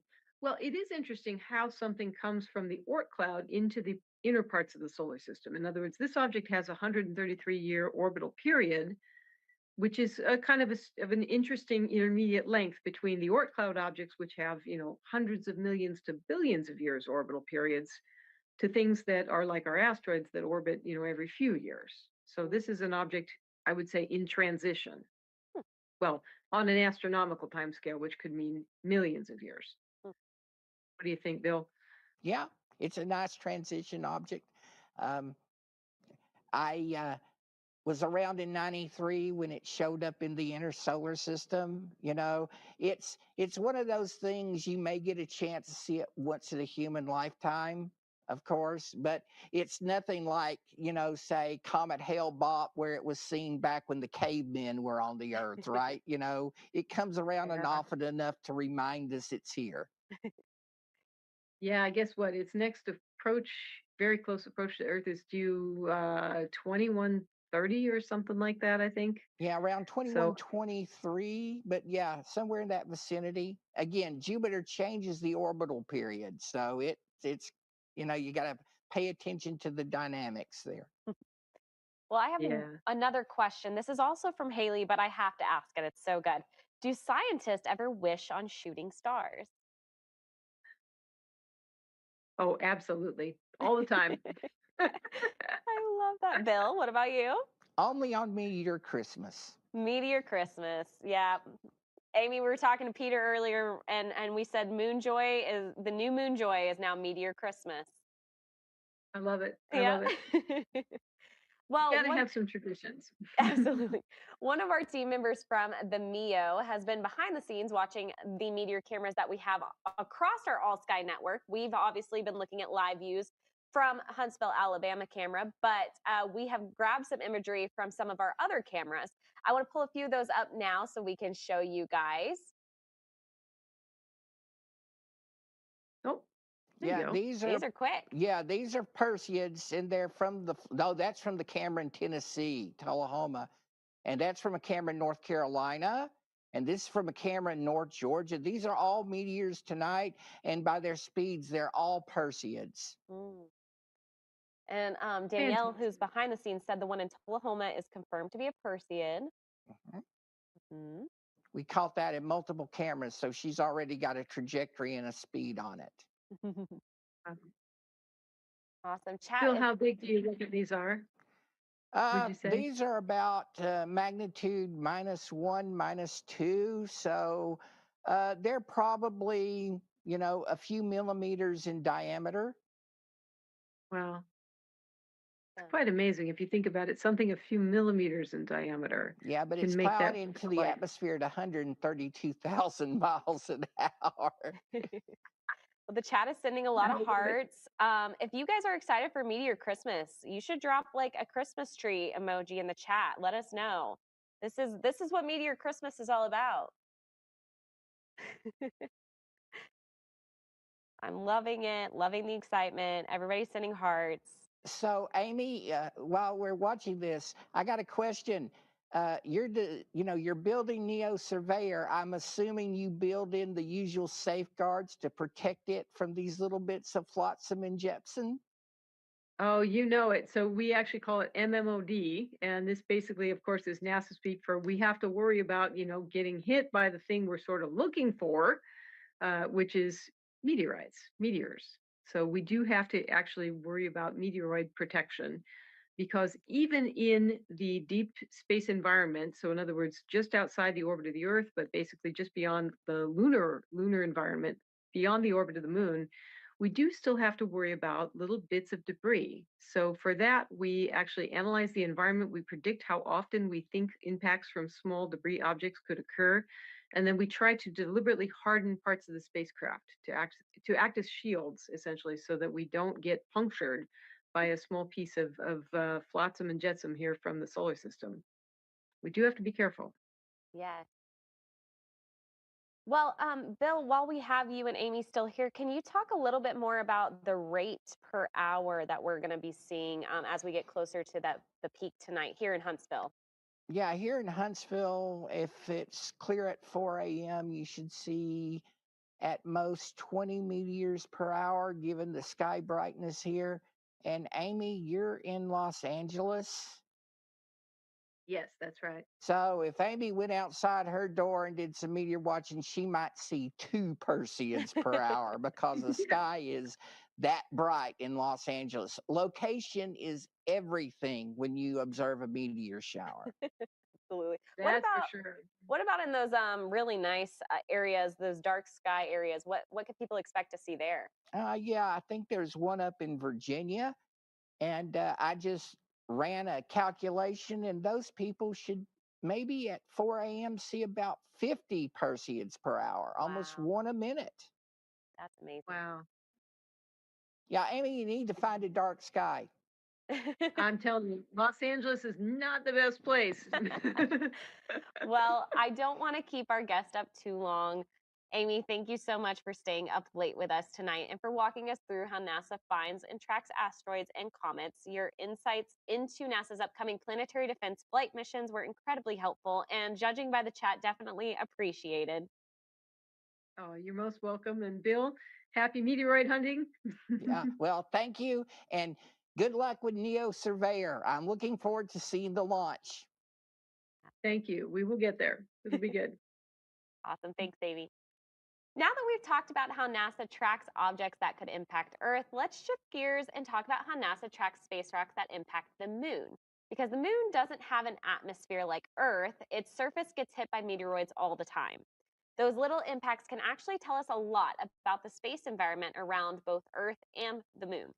Bill, we've been watching meteors zip across our camera feed throughout this all-sky camera tonight, but you and your team also keep an eye on meteor impacts happening on the lunar surface. Can you walk us through how the MEO studies those flashes on the moon and what we learn from them? Sure. So on Earth, when a meteoroid enters the atmosphere, it creates a streak of light we call a meteor, and we study the meteor to determine the characteristics of the meteoroid, how big it is, how fast it moves. But the moon has no atmosphere. So the meteoroid strikes the surface, and then when it does, it leaves a flash of light. And in this video, you will see flashes of light, and it repeats twice for each flash. And those flashes, like that really bright one there, are caused by meteoroids striking the moon's surface. And we can see these with small telescopes or big telescopes, if you got one, here at Earth. So at our observatory, we point these telescopes at the moon, and they have low light level video cameras, and they record these flashes. And from the brightness of the flash, we can tell how big that meteoroid is when it hits the moon.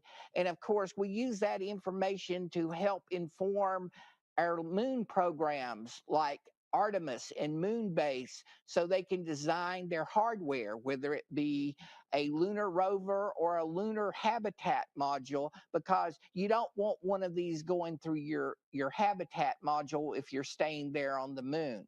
So we monitor the moon with these telescopes and study these flashes to help us design the stuff we're going to place on the surface of the moon.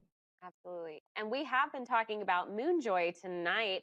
The term moonjoy actually came from the moment that the Artemis 2 crew spotted a lunar impact in real time as they were going around the moon for the mission. And the science team on the ground was in absolute joy from hearing this. So that is an awesome thing that we get to play a part of with these lunar impacts. Now, Bill, Perseids can hit the moon too, right? Yes, but unfortunately, generally when the Perseid shower occurs, the Earth-Moon geometry, to borrow the expression, sucks.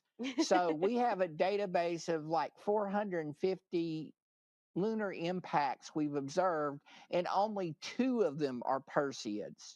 We have a ton of Geminids, but every time we try to look at the moon during the Perseid shower, the geometry's not right, and we end up not seeing many. Ah, gotcha. Well, it's interesting that this research that you guys do, this data that you gather, is going to help for our moon missions, but it does also give us a better idea of what's happening around Earth, right? Yes. Yes, because the stuff that's hitting the moon is also burning up in our atmosphere. And most people think that the moon, it's 400,000 kilometers away. To them, that's a big distance. But in terms of solar system distances, that's nothing. So the Earth and the moon encounter the same meteoroid environment. What affects the moon affects the Earth, and vice versa. Awesome. Well, it is amazing that your team is studying to help NASA with future mission planning as we prepare to send astronauts back to the lunar surface. Those split-second impact flashes may be small, but the information that they give us is huge and will actually help keep our crews and hardware safe during the Artemis missions. Now, speaking of our astronauts, let's see. Yeah, it looks like we actually have something special in store for you guys. We're going to pull up a camera from the International Space Station for a look at what the shower could possibly look like from above. We're super excited to have this view thanks to our Payload Operations Integration Center here at NASA's Marshall Space Flight Center. And for those of you in the chat, yes, this is a real live view from the International Space Station right now. We're going to hope that we could spot some meteors entering Earth's atmosphere from this view. The space station is orbiting about 250 miles above Earth, which gives us this stunning perspective that you just can't get from the ground. Now, we talked about this earlier, Bill, but can you tell us again how the astronauts on board the space station are protected from these meteors while we're looking at this stunning view? Yes, well, as I said earlier, the space station has special armor, bumper shields that protect it from meteoroids. And these bumper shields have an outside plate to break the meteoroid up, and underneath that are layers of Kevlar Nextel, like in bulletproof vests, to protect it. So space station is very well protected against meteoroids. It's the tank of low Earth orbit, and the astronauts on board space station are perfectly safe during meteor showers and have the pleasure of looking down into Earth's atmosphere to see meteors where we look up. That's awesome. So where should we be looking at during this view? You want to look along the limb of the Earth and see if you can see a streak. So right where the Earth's limb meets space, in that little hazy area there, that's the atmosphere, and you want to try to see if you see a meteor burning up in that little thin layer there. Awesome. While we enjoy this stunning view, I have to give another shout out to our Payload Operations Integration Center at Marshall for getting us connected to this camera feed for the night. This is really awesome that they did this. That team works 24/7, 65 days a year supporting the science that is done on board the orbiting laboratory. And tonight, they are the ones helping us try and catch meteors from this view. So big thank you to their team, and of course, the team at NASA's Johnson Space Center's Mission Control as well. Let's just take a few minutes to enjoy this view one last time. We're going to make this full screen. We're going to keep it full screen, but let us know if you spot any meteors in the chat.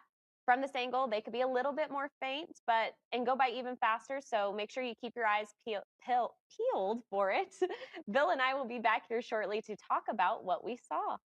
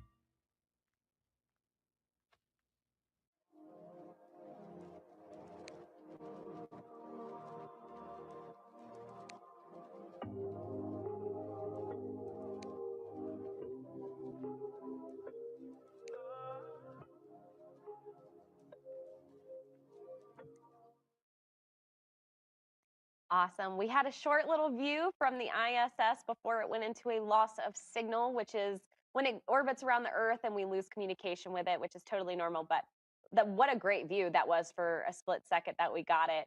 Thank you again to our team here at NASA's Marshall Space Flight Center that helped us get that view.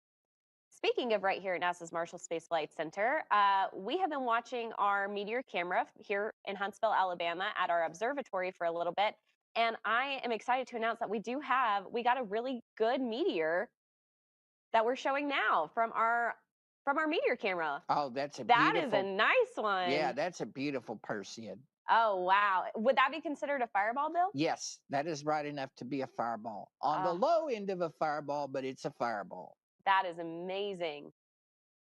Do we know about what time we got that one? I don't know. Yeah, it's down there at the bottom. So that occurred at 12:49 a.m. Huntsville time. Absolutely, just a few minutes ago. Huh? Yeah, so about 12 minutes ago. Wow, that's amazing. Oh, that's a beautiful one.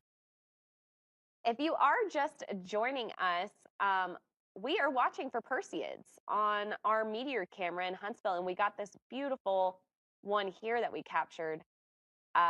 Thank you to our team who is behind the scenes watching that meteor camera for us while we are talking to guests and we watched the ISS cam for a little bit, but we have a team behind the scenes that has been gathering these awesome things for us. So I'm loving seeing your excitement in the chat for this. Loving also seeing where you guys are seeing meteors from.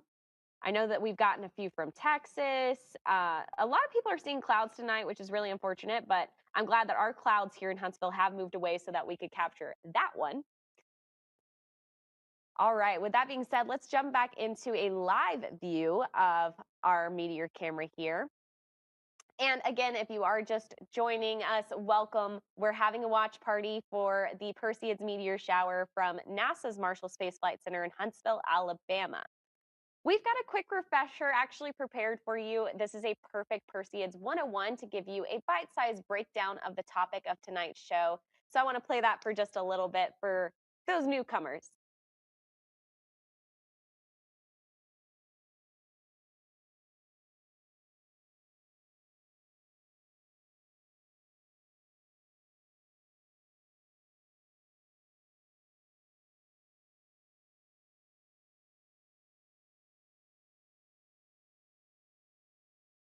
Perseids travel at about 133,000 miles per hour, 214,000 kilometers, which is faster than a bolt of lightning. Here are 10 more fast facts about the Perseids. Perseids are one of the oldest observed meteor showers, with records of them dating back 2,000 years ago. The Perseids are debris left over from the comet Swift-Tuttle, which the Earth travels through once a year. Swift-Tuttle is more than 15 miles wide. At their peak, the Perseids can produce up to 50 meteors per hour under dark, clear skies. The shower is called the Perseids because from a skywatcher's perspective, the meteors appear to radiate from the constellation Perseus.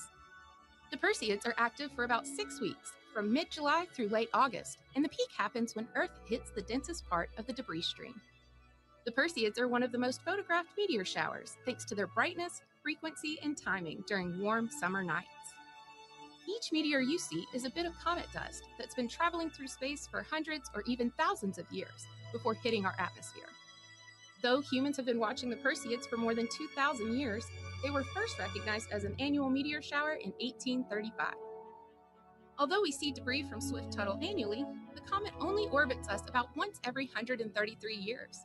It last passed through the inner solar system in 1992 and won't return until 2126.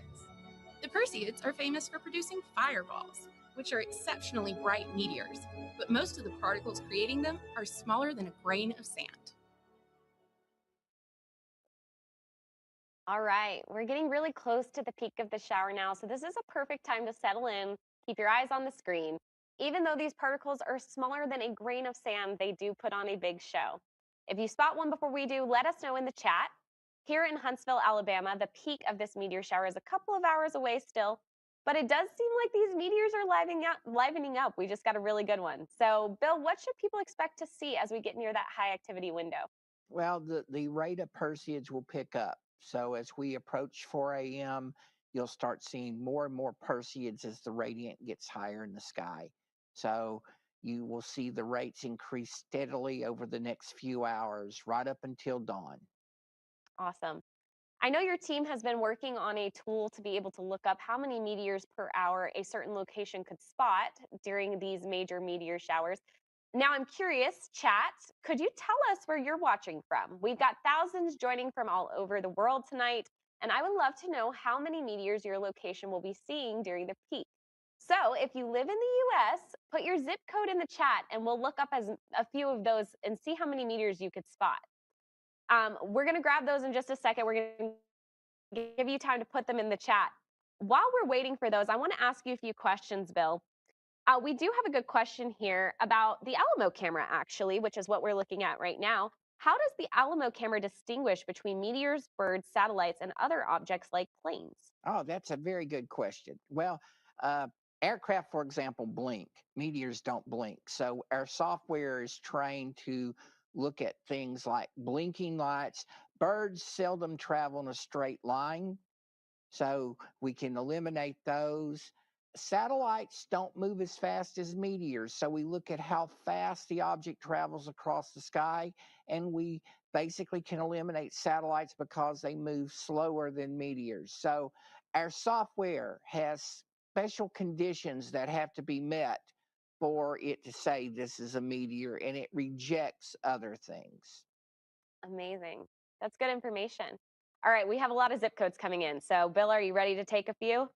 I am ready to take a few. Okay, I'm going to pull one here from Amber Vix is at 72156. 72156. And according to the tool, 72156 at 4 a.m., Amber should be able to see 50 Perseids per hour if she's in a, in a really dark place with a good clear sky. Oh my goodness. That's amazing.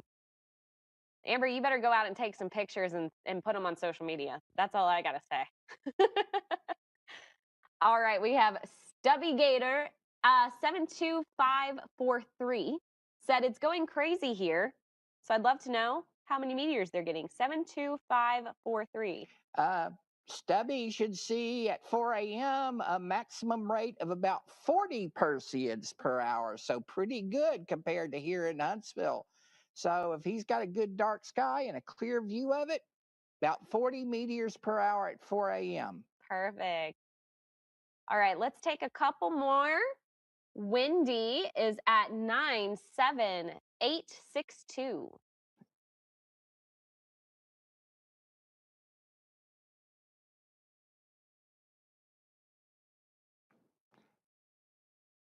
Nine seven eight six two. It would help if I did not make a typo. Yep, 97862. No, Wendy's in a really dark sky. She can see up to 52 Perseids per hour. Wow. Yeah, at 4 a.m. That's awesome. All right. Okay, let's take one more. I'm loving this. Okay. All right. Okay. Rowan 18252.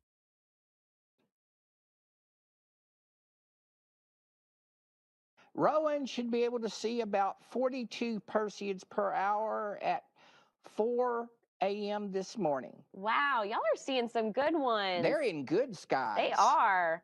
All right, we've seen a lot of people at Sky Meadow State Park. I've seen this a lot.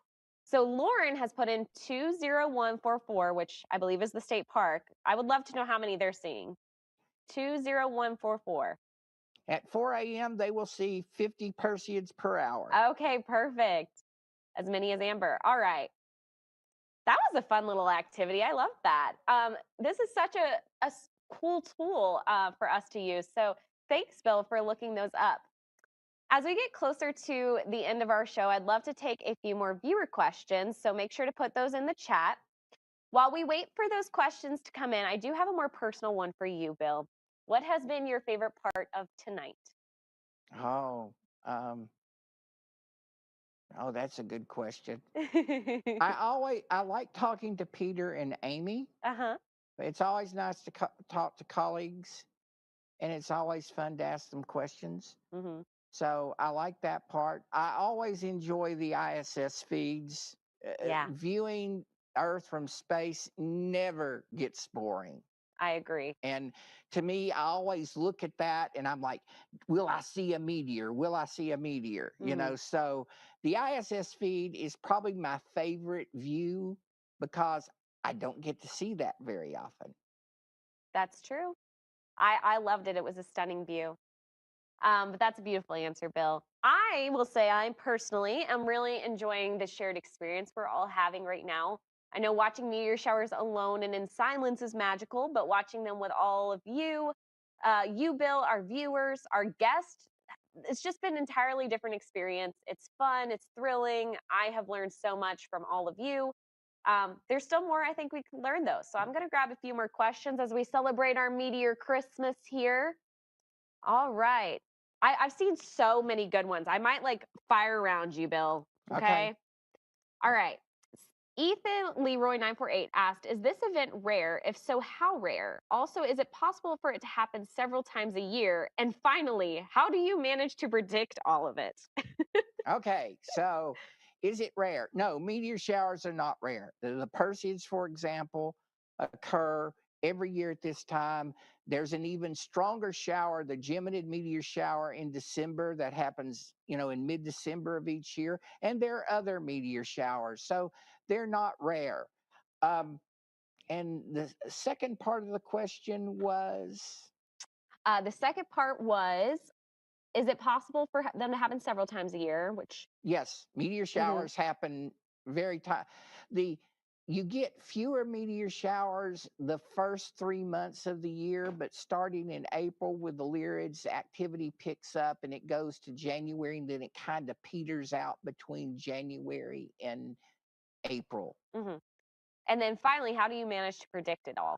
Well, we have, like Peter Brown said, we put comets in orbits around the sun in computers, and we sling particles off of them, and we basically track those particles and see how many strike Earth, and that's how we generate our meteor shower forecast. So we've known how to do it since 1899. We just had to wait for computers to come along, and it wasn't until the mid-1990s that computers got fast enough for us to be able to predict meteor showers.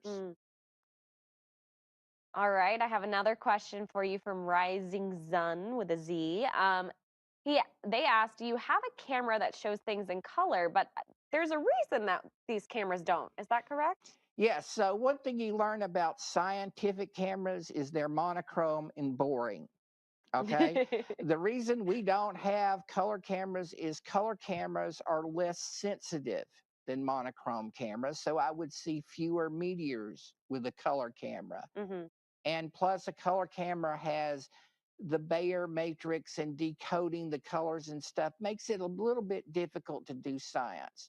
But, a common complaint is, why are you using a black and white meteor camera? Because that gives us the most data. It's not the prettiest picture in the world by any means, though. Speaking of cameras, I don't know if you'll know this one, Bill. What's the square mileage this camera covers? Well, looking up, if you assume that it's seeing meteors at the typical burn-up altitude, this camera covers about 10,000 square kilometers of sky. So it turns out I do know the answer to that question. Ah, nice. People loved the tool that we were using, Bill, to look up their zip codes. They're asking, is it going to be open to the public? It's in very beta phases right now. It's, we verified the calculations, but we got to pretty it up. But we hope maybe in a couple of months, maybe 3 months down the road, that it will be available on a NASA website for the public to use. Yes, that is the goal here. So people can punch in their zip code for a given meteor shower and know how many meteors they can expect to see at night. And it takes into account things like the brightness of the moon, if it's up, and how bright the sky is in that zip code. I love that. I can't wait to use it myself, maybe for the Geminids, which are in December, I believe. Yes. Yeah, the Geminids are coming up. Awesome. All right, I got a few more that I just want to get through. So this next one asks, can we or will we ever discover a new meteor shower? We discover new meteor showers all the time, but they're generally so weak in terms of number of meteors you wouldn't know they're there. We have camera networks, and they're finding new meteor showers, but the rates are like 1 meteor per hour or less. So you would never know they were there. They would be lost against the background meteors. But with our meteor cameras, we can measure their speed and their orbits and their trajectories, and we can say, hey, these guys are related. So the answer to your question is, we're finding new meteor showers all the time. As a matter of fact, the International Astronomical Union database of meteor showers has something like 1,000 meteor showers in it. Wow. That's awesome. I've also seen a few people ask, how old are these meteors? We talked a little bit about that with Peter, but could you touch on that again? Yeah, so in the case of the Perseids, um, they're at least 133 years old. Wow. So they're at least 133 years old, probably several hundred or a few thousand years old. Oh my goodness. That's crazy. All right, RedNat19 has asked, I've been watching the shower in Virginia and I've seen a few have a really bright flash with the trail remaining for a while. How come that happens? That's what we call a persistent train. So that bright flash you're seeing is the meteor breaking apart, and that uh, trail that persists are those particles gradually fading out after the meteor breaks apart. So you're seeing the little pieces of that meteor fading out behind it because the main meteor broke apart. Hmm. This question actually goes really well with that one. Do the colors of the trains indicate what they're made of, or does it depend on the air? It depends on the air and the composition. So you have, some meteors look green because they're ionizing oxygen up there. The Perseids, a lot of people say they look yellow because of sodium. Ah. And to me, Perseids look white, but I have terrible color perception, But I have seen green Geminids, though. I'm pretty good at spotting green. Uh-huh. Yeah, I've heard the Geminids are easy to spot because of their green tails. That kind of also brings us into another question, also by Rising Sun with a Z. What are meteors made of? They're made of little bitty conglomerations of dust and ice held together by an organic glue. So, uh, meteors come from comets, which are, thought to be icy dirt balls, and they're pieces of that. So, imagine bits of dust and ice held together. And these things are very fragile. A lot of meteors are about as strong as a pinch of snow. So the minute they hit the atmosphere, they start breaking apart. Oh, gotcha. All right, and then I'll ask you one more here. So Glenn has asked, do they always fall moving right to left? I'm assuming Glenn has seen them move right to left. Yes, no, they can move left to right. They generally fall towards the horizon, though. So they can come from any direction depending on how high the radiant is in the sky. Gotcha.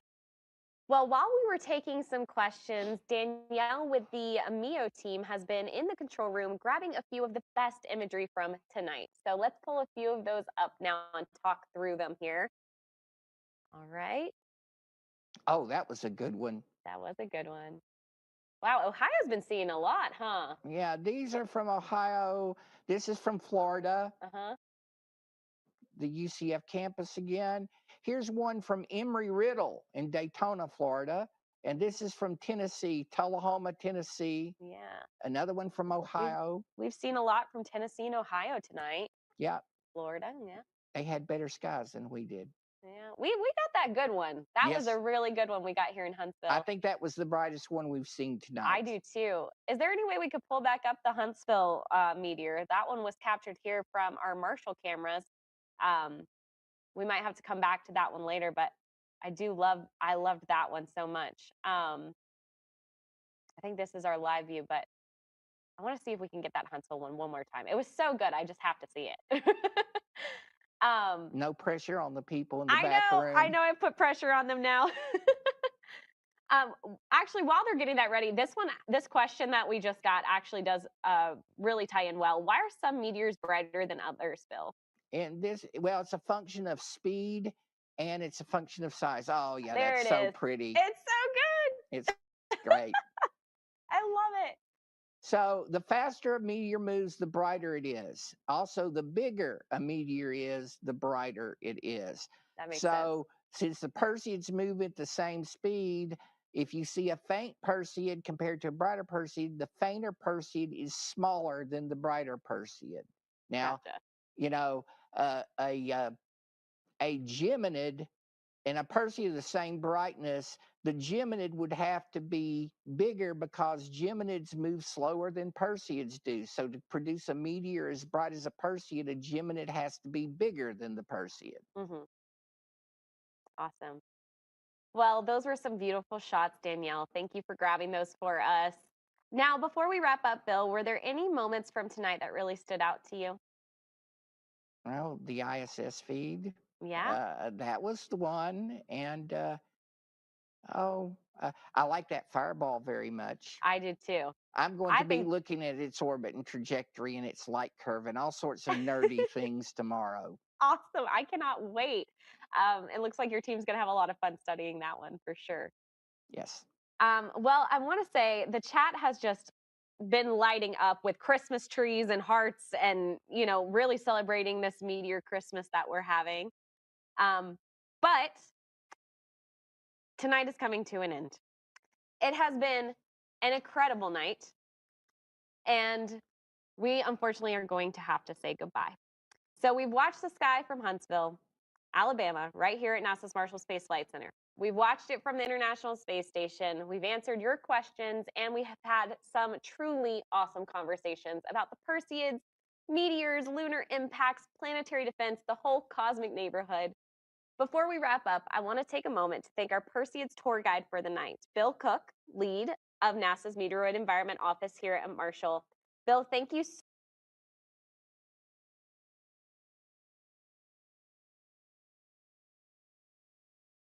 so much for staying up late with us, sharing your expertise, and walking us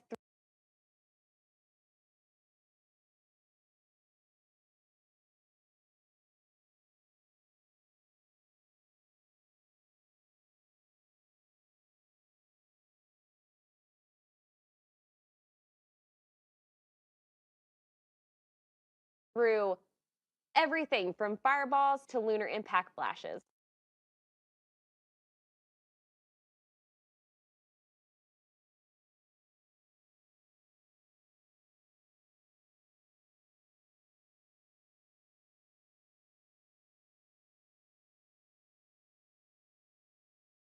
Thank you, Alyssa. It was fun being here. A good way to spend Meteor Christmas.